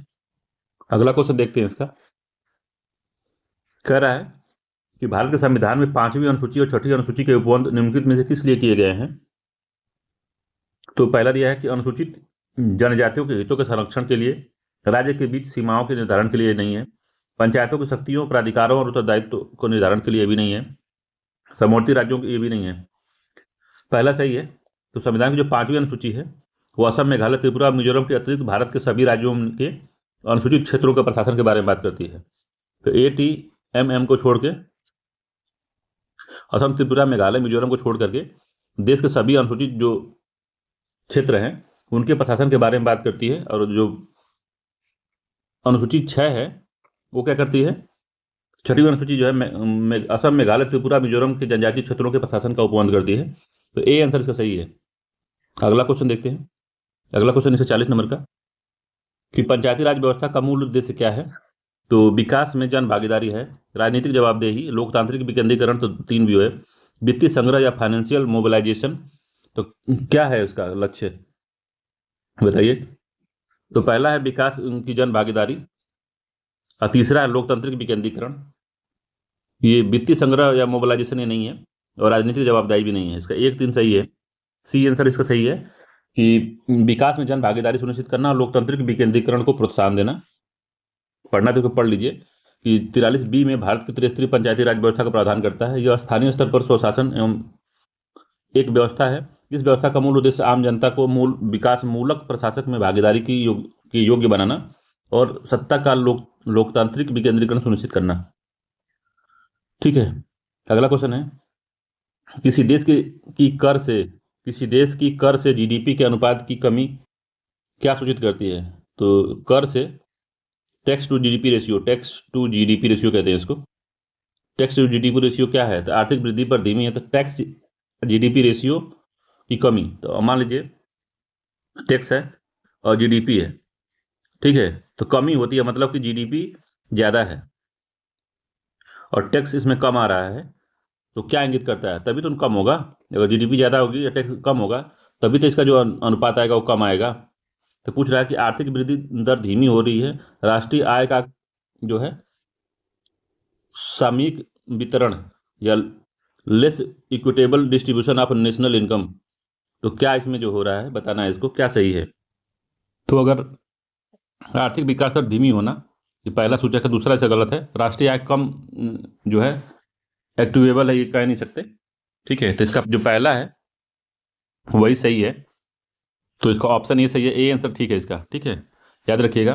तो जो टैक्स टू जीडीपी रेशियो होता है इसको टैक्स बॉयंसी के रूप में भी देखते हैं, जिसको हम कहते हैं जीडीपी का उत्प्लावकता का सूचक है। तो कर जीडीपी अनुपात जो है, ये लिखा है कर जीडीपी अनुपात कर उत्प्लावकता या टैक्स बॉयंसी कहते हैं इसको। ठीक है, BUOYANCY, टैक्स बॉयंसी कहते हैं। ठीक है, तो उत्प्लावक एक व्यापक अवधारणा है। कर उत्प्लावक ज्ञात करने में कर राजस्व में परिवर्तन और करारोपण के आधार में विस्तार के संबंध में अध्ययन किया जाता है। तो टैक्स बॉयंसी ये देखती है कि जीडीपी हमारा बढ़ रही है तो उसमें हमारा कितना जो है टैक्स रेवेन्यू बढ़ रहा है, या टैक्स जीडीपी हमारा बढ़ रही है, टैक्स जो है कितना हमारा बढ़ रहा है, तो टैक्स बॉयंसी उसको कहते हैं। ठीक है, तो टैक्स बॉयंसी का सीधा मतलब होता है कि हम जीडीपी ग्रोथ कर रहे हैं तो हमारा टैक्स उसमें कितना अपना कंट्रीब्यूशन कर रहा है, कितना वो बढ़ रहा है, टैक्स अनुपात कितना, टैक्स कितना बढ़ रहा है बिना रेट बढ़ाए, उसको हम टैक्स बॉयंसी कहते हैं। ठीक है, तो बिना टैक्स बढ़ाए अगर हमारा इकोनॉमिक ग्रोथ हो रही है, आर्थिक विकास अगर हो रही है, हमारा टैक्स कितना बढ़ रहा है, तो बात अब समझा रहा हूँ आपको, समझिएगा ध्यान से। तो देखिए, अब टैक्स है अपन जीडीपी, तो अब है कि जीडीपी हमारा बढ़ने से हमारा टैक्स कितना बढ़ रहा है, इसी को हम कहते हैं जीडीपी की टैक्स बॉयंसी। तो टैक्स बॉयंसी मतलब टैक्स का रेट हम नहीं चेंज किए हैं, बस जीडीपी हमारा बढ़ रहा है, इकोनॉमिक ग्रोथ हमारा बढ़ रहा है। ठीक है, और तो उसमें हम टैक्स कितना बढ़ रहा है ये हम कैलकुलेट करते हैं। तो टैक्स टू जीडीपी रेशियो अगर कम आ रहा है, तो कम आ रहा है इसका मतलब ये है, कम हो रहा है तो इसका मतलब ये है कि जीडीपी तो आपका बढ़ रहा है मगर टैक्स जो है आपका वो उतना ही रुका हुआ है या तो कम हो रहा है। ठीक है, उतना पे रुका हुआ है या तो कम हो रहा है, इसका मतलब है कि आपकी जो विकास दर है वो धीमी हो रही है या किसी एक क्षेत्र में विकास हो रहा है बस। ठीक है, अगर क्योंकि अगर आर्थिक विकास अगर अधिक होता तो अधिक लोग टैक्स के दायरे में आते। ठीक है, ज़्यादा लोग अगर पैसा कमाते तो टैक्स के दायरे में अधिक लोग आते। इस वजह से क्या होता कि टैक्स ऊपर बढ़ता, टैक्स भी बढ़ता, जीडीपी भी आपकी बढ़ती, टैक्स भी बढ़ता, जीडीपी भी बढ़ती, तो क्या होता आपका GDP tax to GDP ratio कम नहीं होता, या तो कांस्टेंट रहता है या तो थोड़ा पॉइंट में बढ़ता है मगर बढ़ता जरूरी है। ठीक है, कम नहीं होता ये, तो ये कम, इसीलिए कहते हैं कि आर्थिक वृद्धि दर धीमी होना है।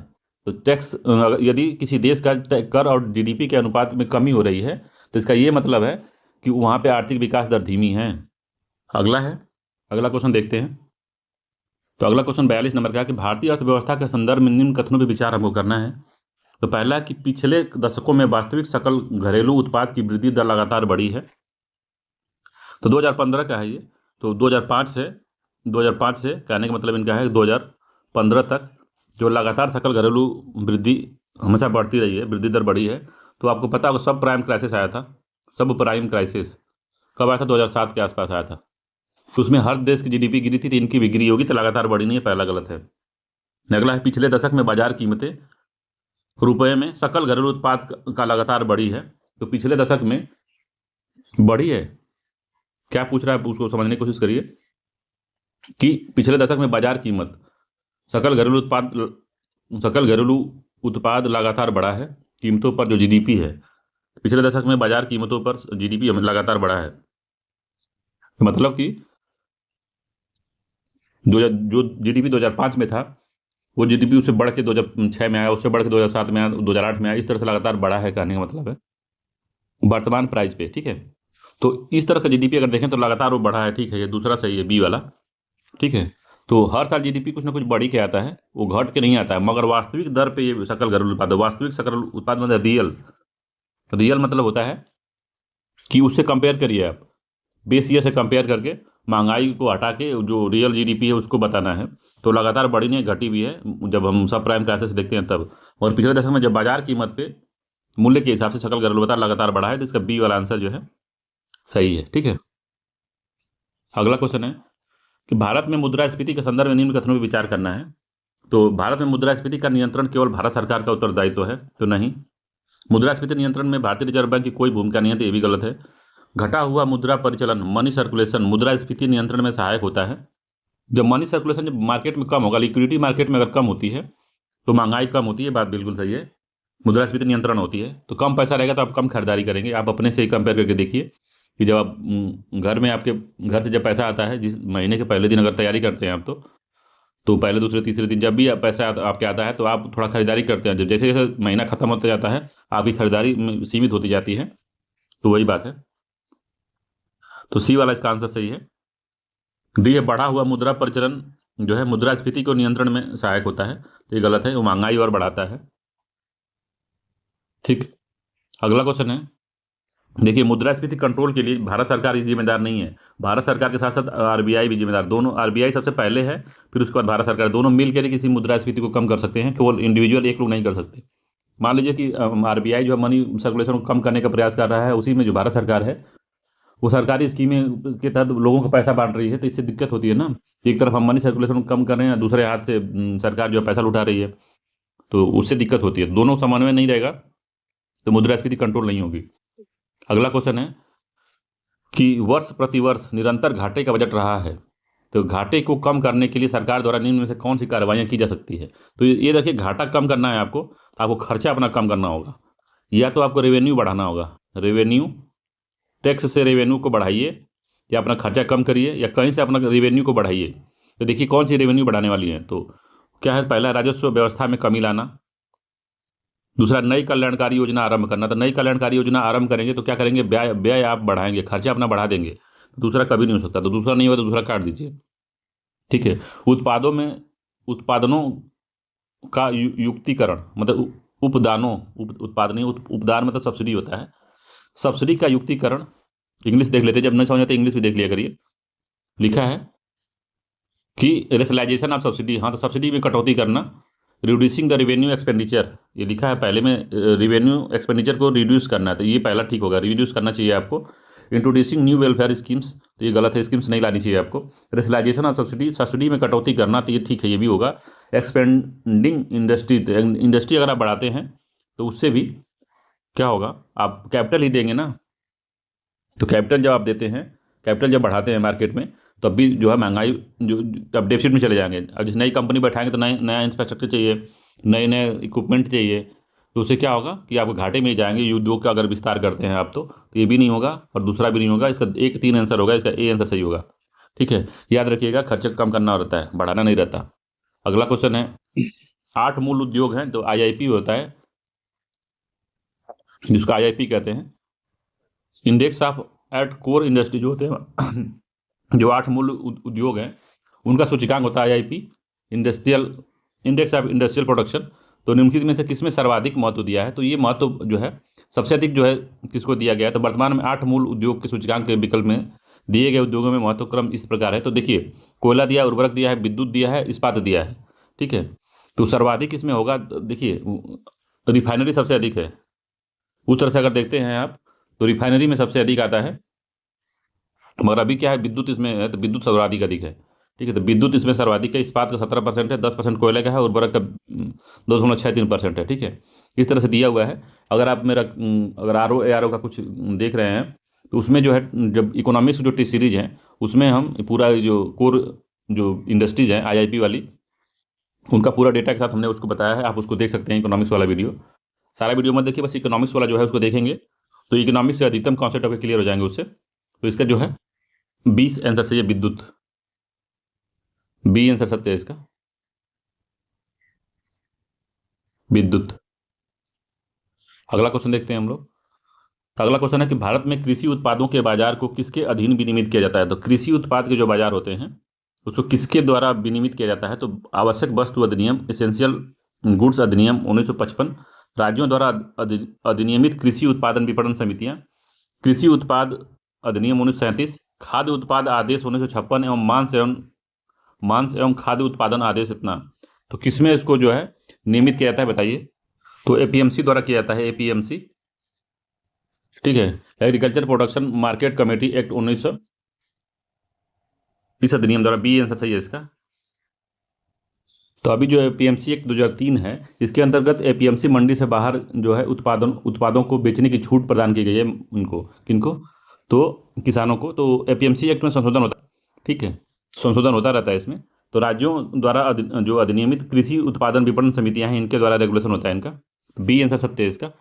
अगला क्वेश्चन है, निम्नलिखित में से कौन औद्योगिक कर्मकारों के लिए उपभोक्ता कीमत सूचकांक जो है, कंज्यूमर सीपीआई जो है, कंज्यूमर प्राइस इंडेक्स जो है, number for industrial worker CPI IW industrial worker के बारे में, इंडस्ट्रियल वर्कर के बारे में निकालता है।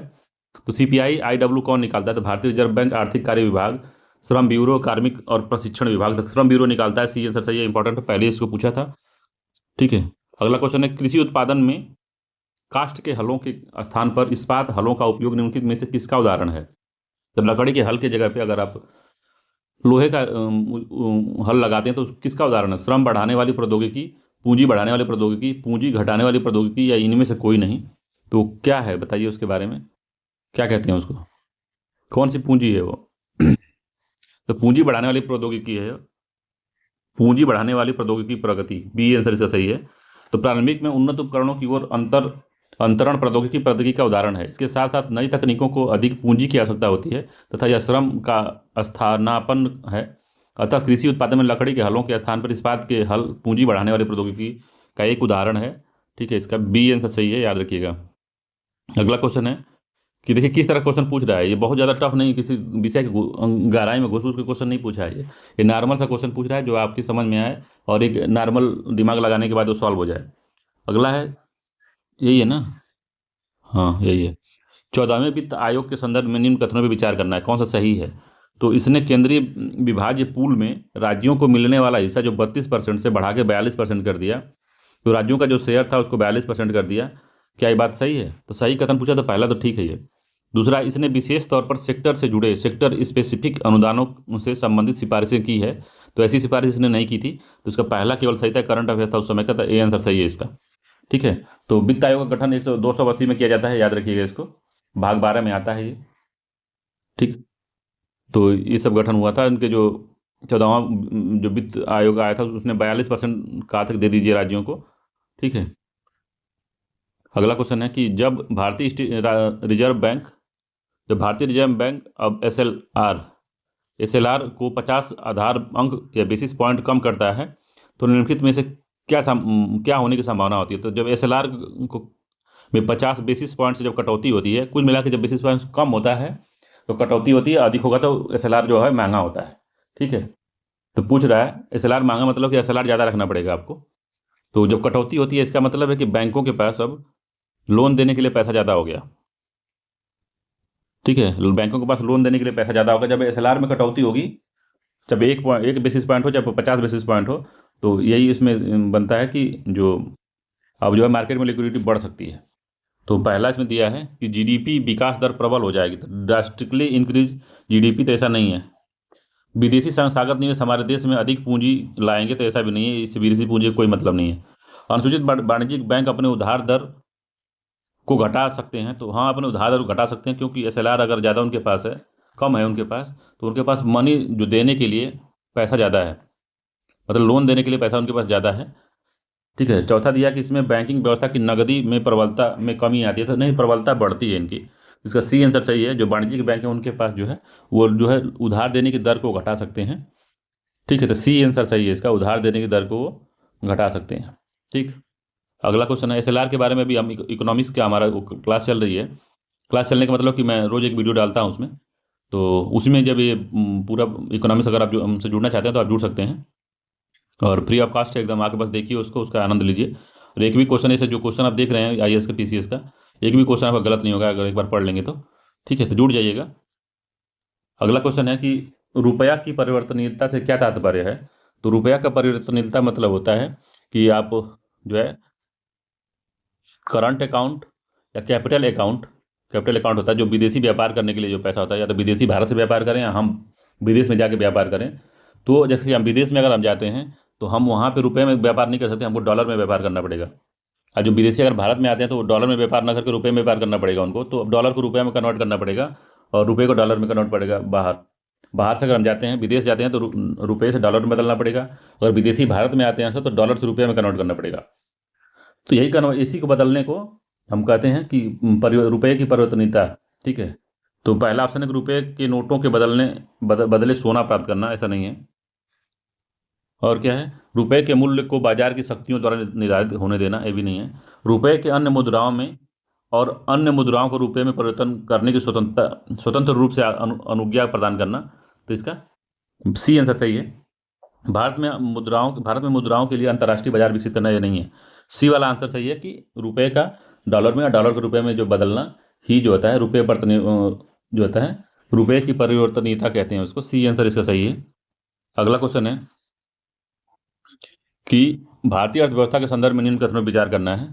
ठीक है, बताना है कि बैंक दर, खुली बाजार की कार्रवाई, ओएमओ कहते हैं, ओपन मार्केट ऑपरेशन कहते हैं इसको, लोक ऋण या पब्लिक डेट कहते हैं, लोक राजस्व या पब्लिक रेवेन्यू, उपरोक्त में से कौन मौद्रिक नीति के घटक है। मौद्रिक नीति मतलब होता है कि आरबीआई द्वारा कौन क्या किया जाता है। आरबीआई जो करता है वो मौद्रिक नीति में आता है, जो सरकार करती है जैसे प्रधानमंत्री करेंगे वो आएगा राजकोषीय नीति में।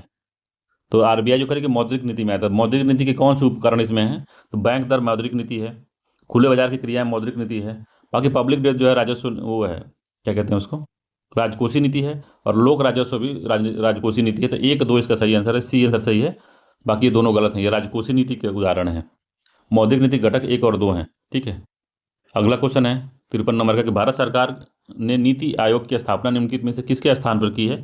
तो योजना आयोग के स्थान पर की है, डी आंसर सही है। अगला क्वेश्चन है कि अंतर्राष्ट्रीय नकदी लिक्विडिटी की समस्या निम्नलिखित में से किसकी अनुपलब्धता से संबंधित है। तो अंतर्राष्ट्रीय जो लिक्विडिटी की जब कमी होती है तो किसकी उपलब्धता नहीं होती, तो ऐसा होता है तो वस्तुओं और सेवाओं की, सोना चांदी की, डॉलर और अन्य दुर्लभ मुद्राओं की, निर्यात योग्य बेसी की। तो किसके कारण होता है ये बताना है आपको। तो उसमें लिक्विडिटी कम होना मतलब कि डॉलर का या अन्य मुद्रा जिसमें व्यापार होता है विदेश में, वो मुद्राएं दुर्लभ हो जाती हैं या हार्ड करेंसी हो जाती हैं, वो मतलब कि उनका मिलना थोड़ा मुश्किल हो जाता है। तो सी आंसर इसका सही है कि डॉलर और अन्य दुर्लभ मुद्राएं। ठीक है, इनकी जब अनुपस्थिति होती है तो अंतर्राष्ट्रीय नकदी लिक्विडिटी की समस्या हो जाती है। ठीक है, तो सी आंसर इसका सही है। अगला क्वेश्चन है रसायन विज्ञान से संबंधित है कि फ्यूल सेल के संबंध में, फ्यूल सेल जिसमें हाइड्रोजन के समृद्ध ईंधन और ऑक्सीजन का उपयोग विद्युत पैदा करने के लिए होता है, के संदर्भ में निम्न कथनों पर विचार करना है, क्या सही है। फ्यूल सेल के बारे में पूछ रहा है, तो कह रहा है कि यह शुद्ध हाइड्रोजन का उपयोग ईंधन के रूप में होता है। तो यदि शुद्ध हाइड्रोजन का उपयोग ईंधन के रूप में होता है तो फ्यूल सेल उप उत्पाद के रूप में ऊष्मा एवं जल का उत्सर्जन करता है।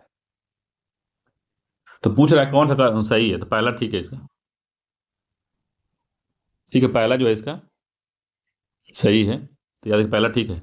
अगला है कि फ्यूल सेल का उपयोग भवनों को विद्युत प्रदान करने के लिए तो किया जा सकता है, किंतु लैपटॉप, कंप्यूटर जैसी छोटी युक्तियों के लिए नहीं किया जा सकता।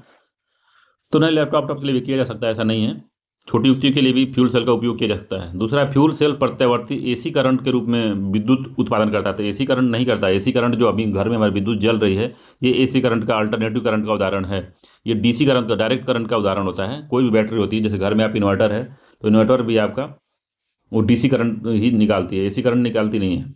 जो फ्यूल सेल है वो भी डीसी करंट निकालेगा। तीसरा गलत हो गया। तीसरा जब गलत हो जाएगा तो आपका ऑटोमेटिक जो है आंसर एक आ जाएगा। तो पहले इस तरह से आता था यूपीएससी में, पहले एक अगर आपने गलत पकड़ लिया तो तुरंत एलिमिनेट मेथड लगा के, एलिमिनेशन मेथड सबको काट के आप तुरंत आंसर पे चले आएंगे, एक आंसर सही है। तो इस तरह के इसमें बहुत लोगों का सिलेक्शन हुआ, जो कम जानते थे फिर भी उनका सिलेक्शन पीटी निकल जाता था बार बार, मगर थोड़ा अब मुद्दा हो गया है। ठीक है, तो कौन सा आंसर सही है इसका, केवल एक सही है, पहला सही है, बाकी गलत है। ठीक है, तो डीसी करंट निकालता है, देख लीजिए। हाइड्रोजन समृद्ध ऑक्सीजन के उपयोग में से विद्युत पैदा करने वाले फ्यूल सेल का उपयोग लैपटॉप, कंप्यूटर जैसी युक्तियों में भी हो सकता है। ठीक है, तो ये बात है, इससे कम प्रदूषण होता है, ये भी बात सही है। अगला है बायोलॉजी आ गया। तो भारत में पाए जाने वाले स्तनधारी डुगोंग के संदर्भ में निम्न कथनों में विचार करना है। तो डुगोंग क्या है? तो यह एक शाकाहारी समुद्री जानवर थे, ठीक है।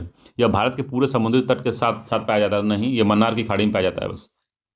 मन्नार खाड़ी में पाया जाता है, इंपॉर्टेंट है। इसने वन्य जीव संरक्षण अधिनियम 1972 की अनुसूची 1 के अधीन विधिक संरक्षण इसको मिला हुआ है। तो विधिक संरक्षण इसको मिला हुआ है, तो 1 और 3 इसका सही आंसर है, सी आंसर सही है। 1 3 से पहला कि शुद्ध है, इसको गाय कहते हैं, समुद्री गाय भी कहते हैं इसको। ये केवल शाकाहारी भोजन करती है, घास फूस खाती है। बाकी ये जो है, जो वन्य जीव WPA है, वाइल्ड लाइफ प्रोटेक्शन एक्ट के अंदर, ये अनुसूची 1 में ये सम्मिलित है, हाई प्रोटेक्शन के अंदर है। तो 1 3 सही है, सी आंसर इसका सही है। ठीक है, इसको पढ़ सकते हैं आप चाहें तो। ये मन्नार की खाड़ी में या कच्छ की घाटी में, थोड़ा गुजरात के तट पे, सिर्फ गुजरात तट या और तमिलनाडु में मन्नार की खाड़ी में पाई, 2 जगह पाई जाती है बस। ठीक है, भारत में पूरे जो है तट पे नहीं पाई जाती, इसीलिए गलत है ये। अगला क्वेश्चन है, निम्नलिखित में से कौन सा एक भारत का राष्ट्रीय जलीय प्राणी है? तो राष्ट्रीय जलीय प्राणी क्या है? तो खारे पानी का मगर नहीं, ऑलिव रिडेड टर्टल भी नहीं है, गंगा की डॉल्फिन है, सी आंसर सही है, गंगा डॉल्फिन है। ठीक है, घड़ियाल नहीं है। तो केंद्र सरकार ने 5 अक्टूबर 2009 को गंगा डॉल्फिन को राष्ट्रीय जलीय जीव घोषित कर दिया था। ठीक है, इसको सूस भी कहते हैं, स्थानीय भाषा में बिहार उत्तर प्रदेश में सूस कहते हैं इसको, असम में जीहू कहते हैं। H1N1 वायरस जो था, प्राय समाचारों में था, तो किसकी बीमारी के लिए इसको संदर्भ में इसको H1N1 को यूज करते हैं? तो कौन सी बीमारी के लिए? तो एड्स के लिए नहीं था, बर्ड फ्लू के लिए भी नहीं था, डेंगू के लिए भी नहीं था, स्वाइन फ्लू के लिए था, डी आंसर सही, स्वाइन फ्लू। अगला क्वेश्चन है, कृषि और पशुपालन और डेयरी से है। तो क्वेश्चन कह रहा है कि कृषि में नाइट्रोजन उर्वरक के अत्यधिक अनुपयुक्त उपयोग का क्या प्रभाव हो सकता है? तो हो सकता है मतलब पूछा है। तो ज़्यादा हम लोग जब उसका यूज करते हैं, यूरिया का यूज करेंगे तो क्या हो सकता है? तो पहला कि नाइट्रोजन यौगीकरण सूक्ष्म जीव का मिट्टी में प्रचुरोधन या प्रोलिफिकेशन हो सकता है, पहला बता रहा है। तो ऐसा नहीं है। मिट्टी की अम्लीयता में बढ़ोतरी हो सकती है, तो हाँ, मिट्टी अम्ली हो सकती है, दूसरा सही है। भौम जल में नाइट्रोजन नाइट्रेट का निक्षालन या लीचिंग हो सकती है, तो हाँ, लीचिंग हो सकती है, तो उसका पहला वाला गलत है, दूसरा सही है, तीसरा भी ठीक है। तो इसका सी आंसर है, 2 3 सही है। तो नाइट्रोजन के अधिक उपयोग से मिट्टी की अम्लीयता में बढ़ोतरी होती है, और नाइट्रोजन उर्वरक नाइट्रेट्स में विभक्त होकर मिट्टी में आसानी से समाहित हो जाता है और जल में आसानी से घुलता है। ठीक है, और जल प्रदूषण कर देता है। अगला क्वेश्चन है, गन्ने की उचित एवं लाभप्रद कीमत फेयर रेम्युनरेटिव प्राइज को निम्नलिखित में से कौन अनुमोदित करता है? तो इसको अनुमोदित कौन करता है पूछा है। ठीक है, अनुमोदन कौन देता है इस पे? तो आर्थिक मामले की मंत्रिमंडल समिति, कृषि लागत कीमत आयोग, कृषि मंत्रालय विपणन और निरीक्षण निदेशालय, कृषि उत्पादन विपणन समिति। तो ये कैबिनेट कमेटी देती है, ए आंसर सही है। तो गन्ने की उचित एवं लाभप्रद कीमत की सिफारिश कृषि लागत और कीमत आयोग करता है, तो सिफारिश ये करता है।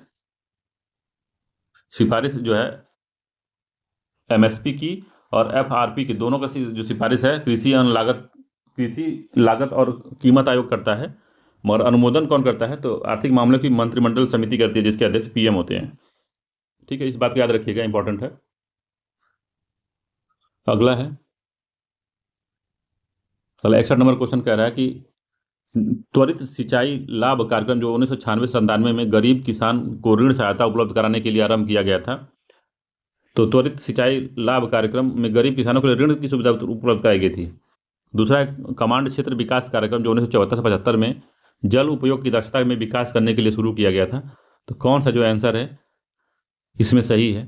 तो पहला गड़बड़ है कि किसानों की ऋण सहायता उपलब्ध कराने के लिए नहीं किया गया था, सिंचाई के कार्यक्रमों को बढ़ाने के लिए किया गया था। इसका B आंसर सही है, केवल कि जल उपयोग की दक्षता को बढ़ाने के लिए कमांड क्षेत्र विकास program, command area development program को चालू किया गया था, ताकि जल का दक्षता से उपयोग किया जा सके। त्वरित सिंचाई जो कार्यक्रम था 1996 से 97 में राज्यों को अपूर्ण बृहद सिंचाई परियोजनाओं के संबंध में ऋण देना था, राज्यों को देना था। ठीक है, गरीब किसानों को नहीं, राज्यों को ऋण देने की बात इसमें की गई थी त्वरित सिंचाई वाले में।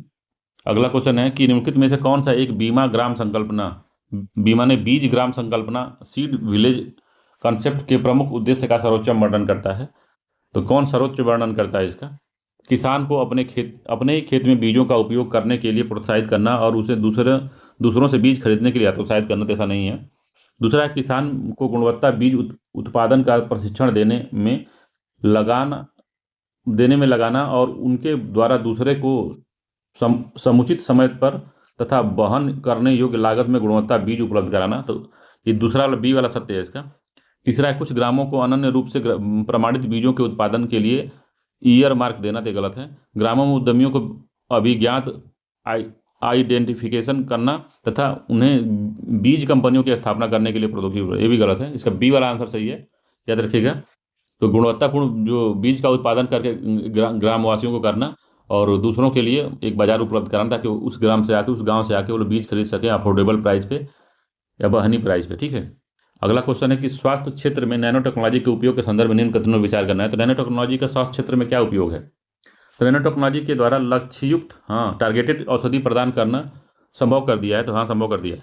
अगला, नैनो टेक्नोलॉजी जीन उपचार, जीन थेरेपी में एक बड़ा योगदान कर दे सकती है, तो हाँ उसमें भी दे सकती है, जीन थेरेपी में भी दे सकती है भाई, ये बात बिल्कुल सही है। तो दोनों ही कथन इसके सही है, सी आंसर सत्य है, दोनों ही कथन सत्य हैं। अगला है 64 नंबर का कि निकट क्षेत्र संचार, near field communication, NFC, near field communication प्रौद्योगिकी के संदर्भ में निम्न कथनों पर विचार करना है, बताना है कौन सही था। पहला कि यह एक संपर्क रहित संचार प्रौद्योगिकी है जो विद्युत चुंबकीय रेडियो क्षेत्रों का उपयोग करती है, तो पहला ठीक है। दूसरा, NFC उन युक्तियों द्वारा उपयोग के लिए विकल्पित किया गया है जो एक दूसरे से 1 मीटर की दूरी पर स्थित हो सकें, तो 1 मीटर की दूरी दी गई है इसमें, हाँ। तो 1 मीटर नहीं है, 10 सेंटीमीटर दूरी पे हो या 10 सेंटीमीटर से थोड़ा कम दूरी पे हो, ठीक है। तो 10 सेंटीमीटर अथवा उससे कम दूरी के लिए है ये, इतना बड़ा नहीं, दूसरा गलत होगा, 10 सेंटीमीटर या इससे कम दूरी के लिए है NFC।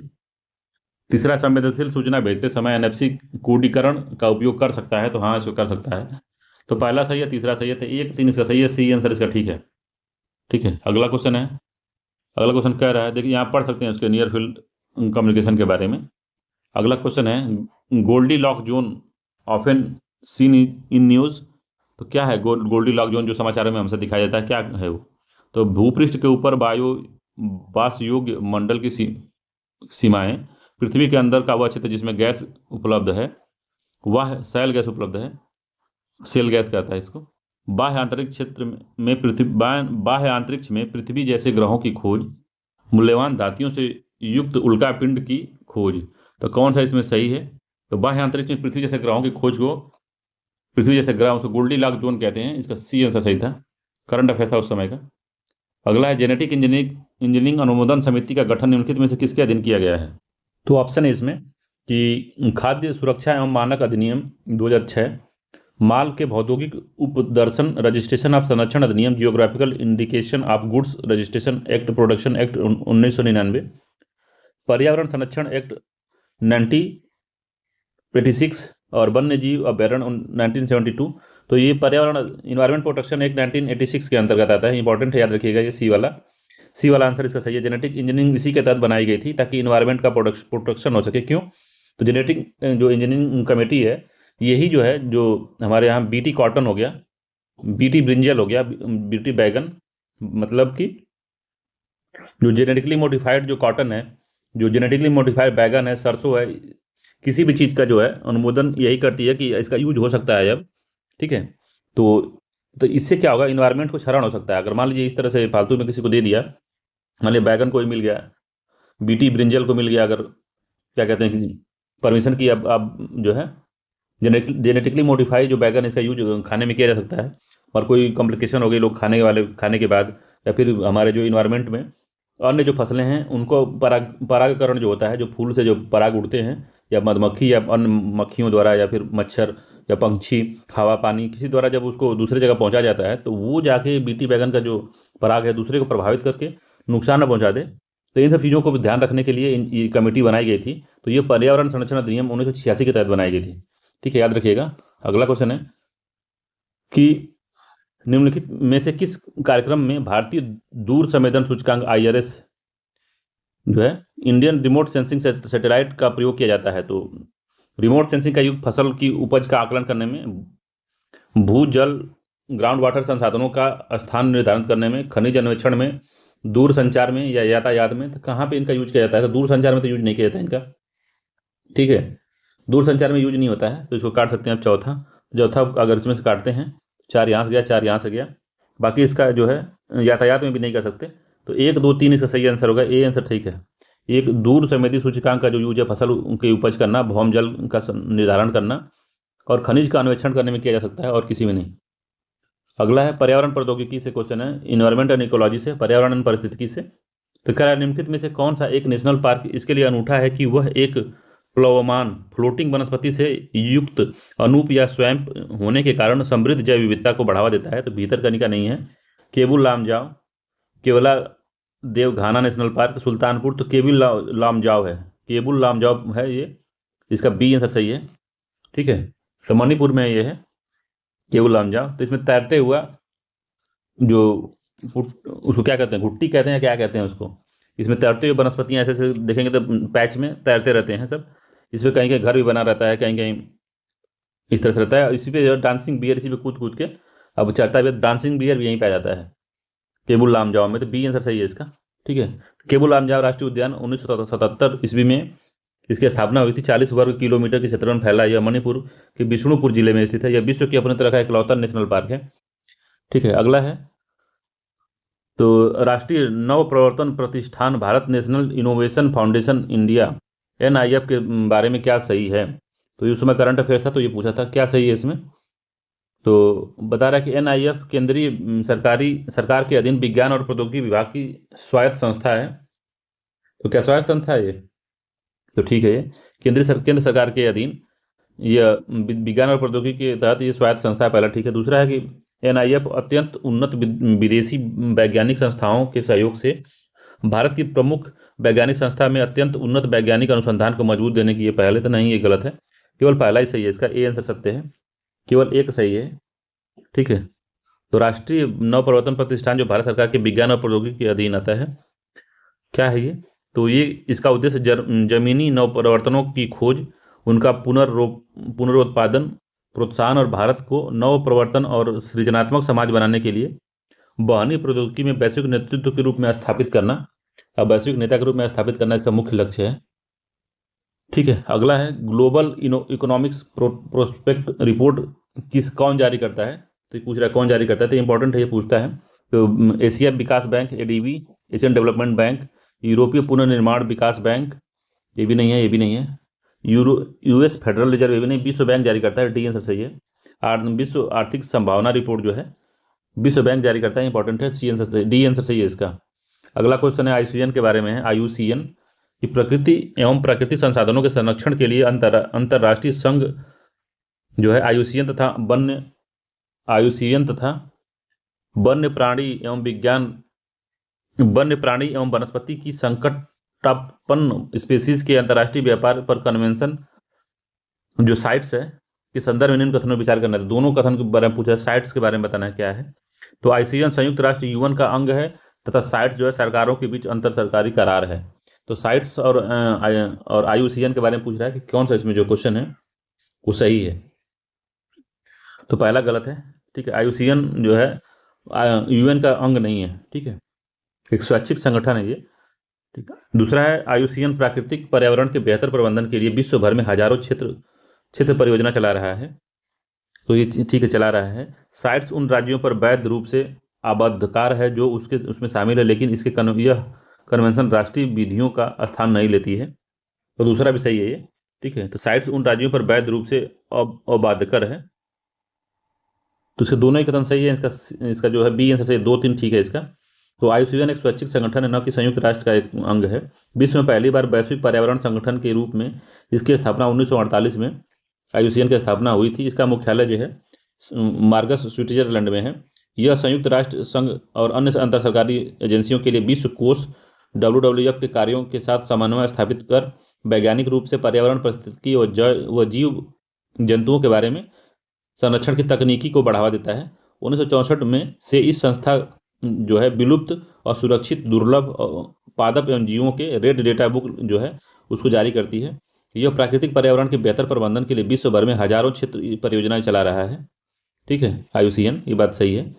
और 1963 में आईयूसीएन के सदस्य की वाशिंगटन बैठक में sites conservation of international trade in endangered species का उद्भव हुआ, और यह राज्यों और राष्ट्रों पर वैध रूप से आबद्ध कर है जो इसमें शामिल हैं।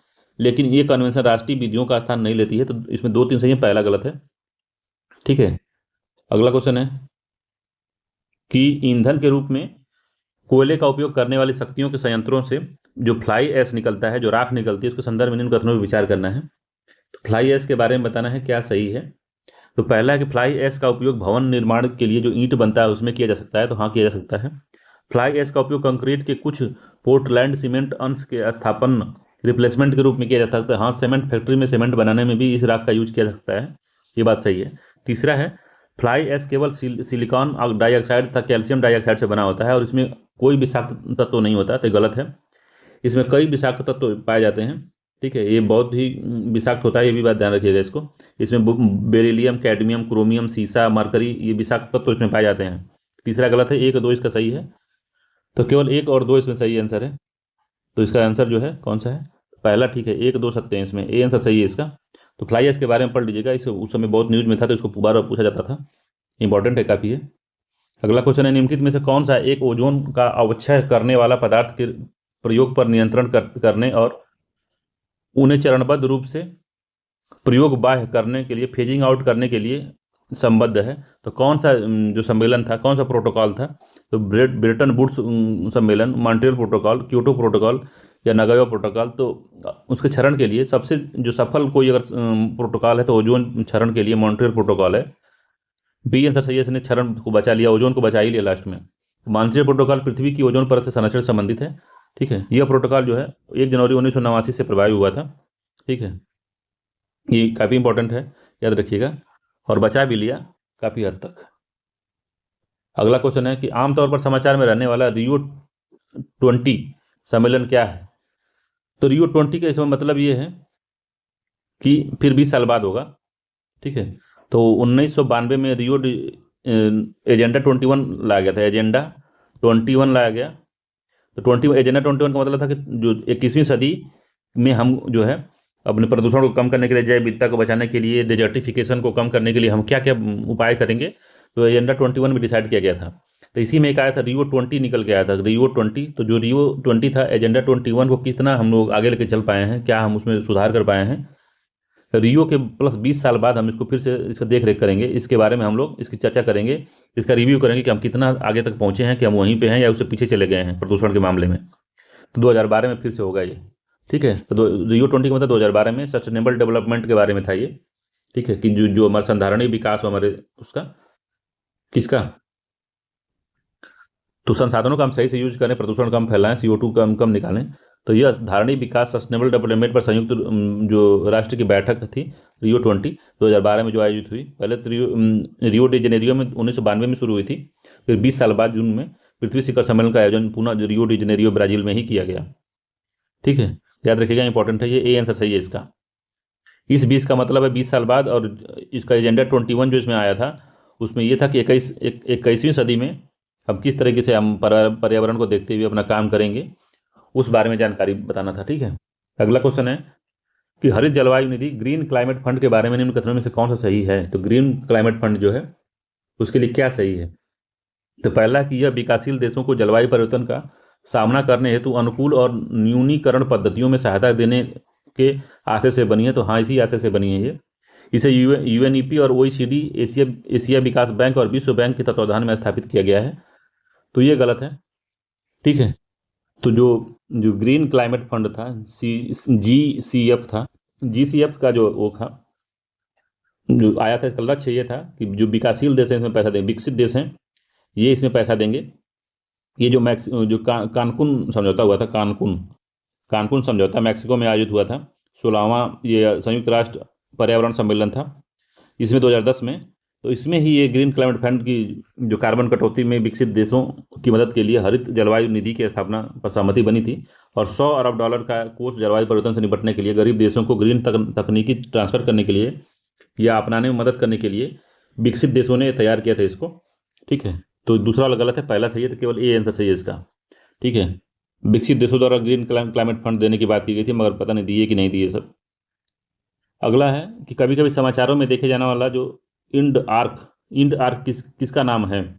तो इंड आर्क किसका नाम है भाई? तो देशज रूप से विकसित भारतीय रक्षा में अधिष्ठापित रेडार सिस्टम नहीं, हिंद महासागर रिम के देशों की सेवा प्रदान करने के लिए भारत का एक उपग्रह नहीं, भारत द्वारा अंटार्कटिक क्षेत्र में स्थापित एक वैज्ञानिक प्रतिष्ठान तो ये भी नहीं है, आर्कटिक क्षेत्र में वैज्ञानिक अध्ययन हेतु भारत की अंतर्जलीय वेधशाला या अंडर वाटर ऑब्जर्वेटरी है। तो डी आंसर इसका सही है। तो इंड आर्क जो है आर्कटिक क्षेत्र में वैज्ञानिक अध्ययन हेतु भारत की प्रथम अंतर्जलीय वेधशाला है ये, याद रखिएगा, 2014 में लॉन्च हुई थी। अगला क्वेश्चन है कि कह रहा है कि भारत के विशेष क्षेत्र में स्थानीय लोग जीवित वृक्षों की जड़ों का अनुवर्धन कर इसे जलधारा के आर पार सुदृढ़ पुल के रूप में रूपांतरित कर देते हैं। जैसे जैसे समय गुजरता है ये पुल अधिक मजबूत होते जाते हैं और यह अनोखी जीवित जड़ पुल कहाँ पाए जाते हैं? तो मेघालय में, हिमाचल प्रदेश, झारखंड, तमिलनाडु, तो मेघालय में पाए जाते हैं। यहाँ देखोगे तो बीच में मान लीजिए ये नदी है, यहाँ पानी जा रहा है, ठीक है, ये इतनी बड़ी नदी है, पानी जा रहा है, तो यहाँ पे एक पेड़ है, ये बड़ा सा पेड़ है, ठीक है, यहाँ एक बड़ा सा पेड़ है, तो क्या होगा, यहाँ से जड़ों के इस तरफ जाएगा, इधर जाएगा जड़ें, ये जड़ें इधर जाएंगी, ये जड़ें इधर जाएंगी, इनकी जड़ें जो हैं ऐसे लेके जाएंगे सब ये, और ये बहुत ही घनाघोर, बहुत मजबूत ये पुल बन जाता है इसका। तो ये पुल मेघालय में देखने को मिलता है, ठीक है, ए आंसर इसका सही है, मेघालय में देखने को मिलता है ये, याद रखिएगा, बढ़िया क्वेश्चन है ये। अगला है 78 नंबर का कि निम्नलिखित में से कौन सा एक परितंत्र इकोसिस्टम शब्द का सर्वोच्च वर्णन है?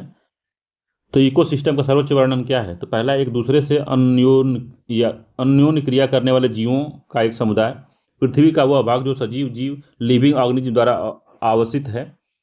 अगला है सी वाला कि जीवों का समुदाय और साथ ही साथ पर्यावरण में वे रहते हैं, उनके बीच कनेक्शन। किसी भौगोलिक क्षेत्र में वनस्पति जात और प्राणी जात का जो बातचीत होगी तो उसको हम इकोसिस्टम कहेंगे। तो इकोसिस्टम क्या है इसमें आपको बताना है।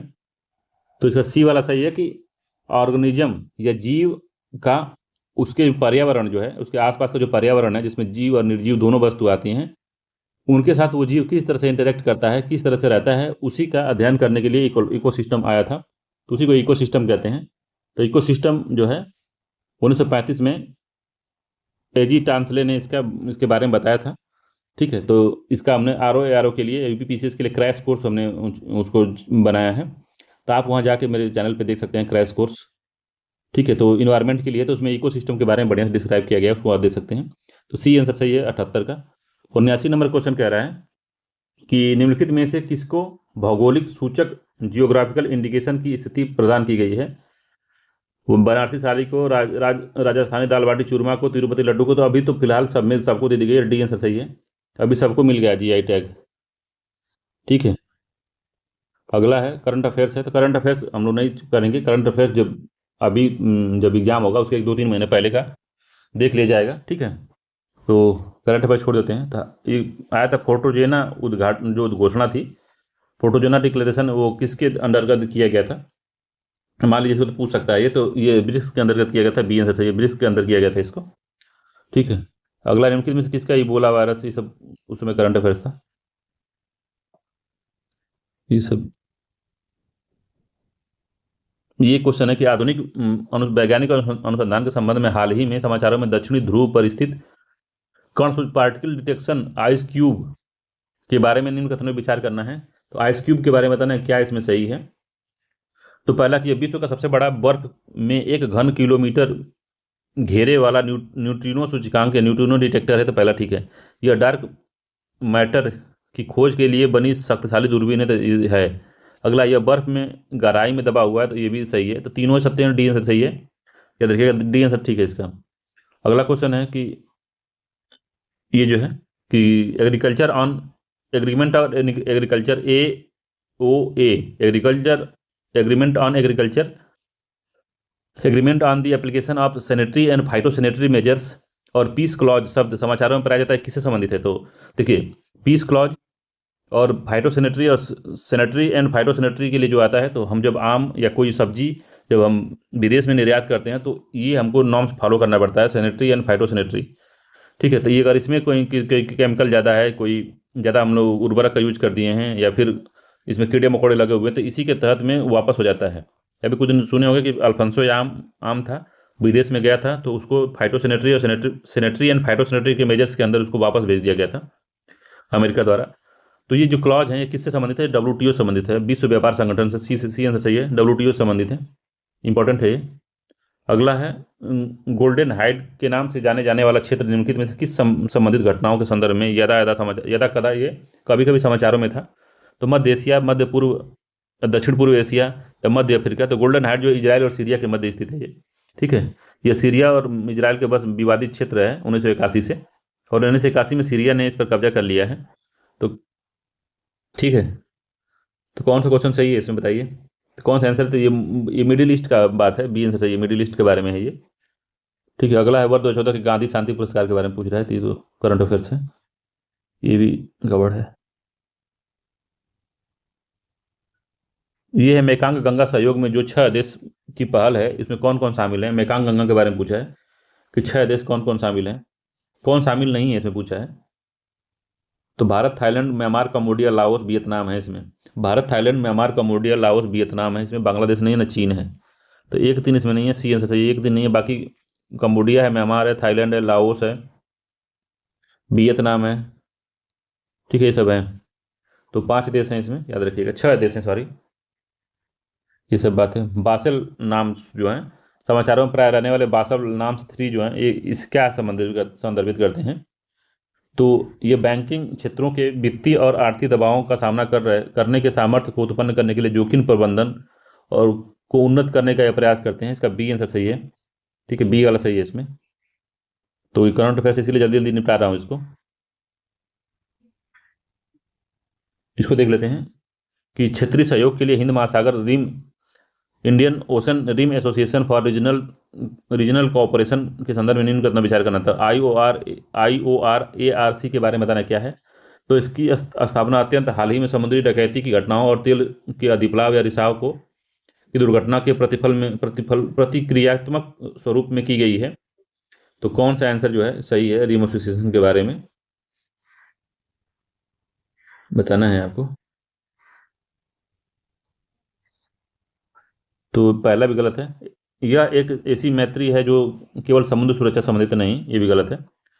तो क्षेत्रीय सहयोग के लिए हिंद महासागर में जो संघ की स्थापना की गई है 6 मार्च 1997 में की गई थी।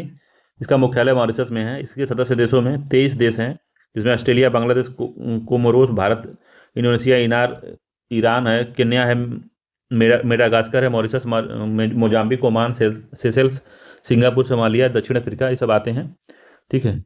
इसका उद्देश्य जो है रीजनल सिक्योरिटी को बढ़ावा देना, इसका पूरा काम है, ठीक है। इस संगठन का जो मूलतः आर्थिक, क्षेत्रीय, व्यापारिक और निवेश सहयोग में प्रोत्साहन के लिए वर्तमान में इस संगठन को सेक्रेटरी जनरल सलमान अली फारसी हैं, तो ये इंपॉर्टेंट नहीं है, ठीक है। इसमें करंट अफेयर्स है, तो करंट अफेयर्स हम लोग करेंगे तो ऐसे ही आएगा उठ पटांग।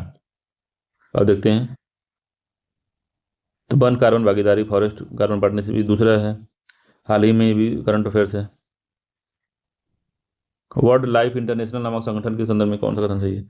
तो वर्ल्ड लाइफ इंटरनेशनल के बारे में पूछ सकता है, तो कौन सा कथन सही है इसके बारे में? वर्ल्ड लाइफ इंटरनेशनल नामक संगठन के बारे में क्या सही है? तो यह संरक्षण संगठनों की विश्वव्यापी भागीदारी है, ठीक है। तो पहला ही सही है। दूसरा, जैव विविधता हॉटस्पॉट की संकल्पना इसी संगठन ने दी है, तो इसी संगठन ने नहीं दी है, गलत है।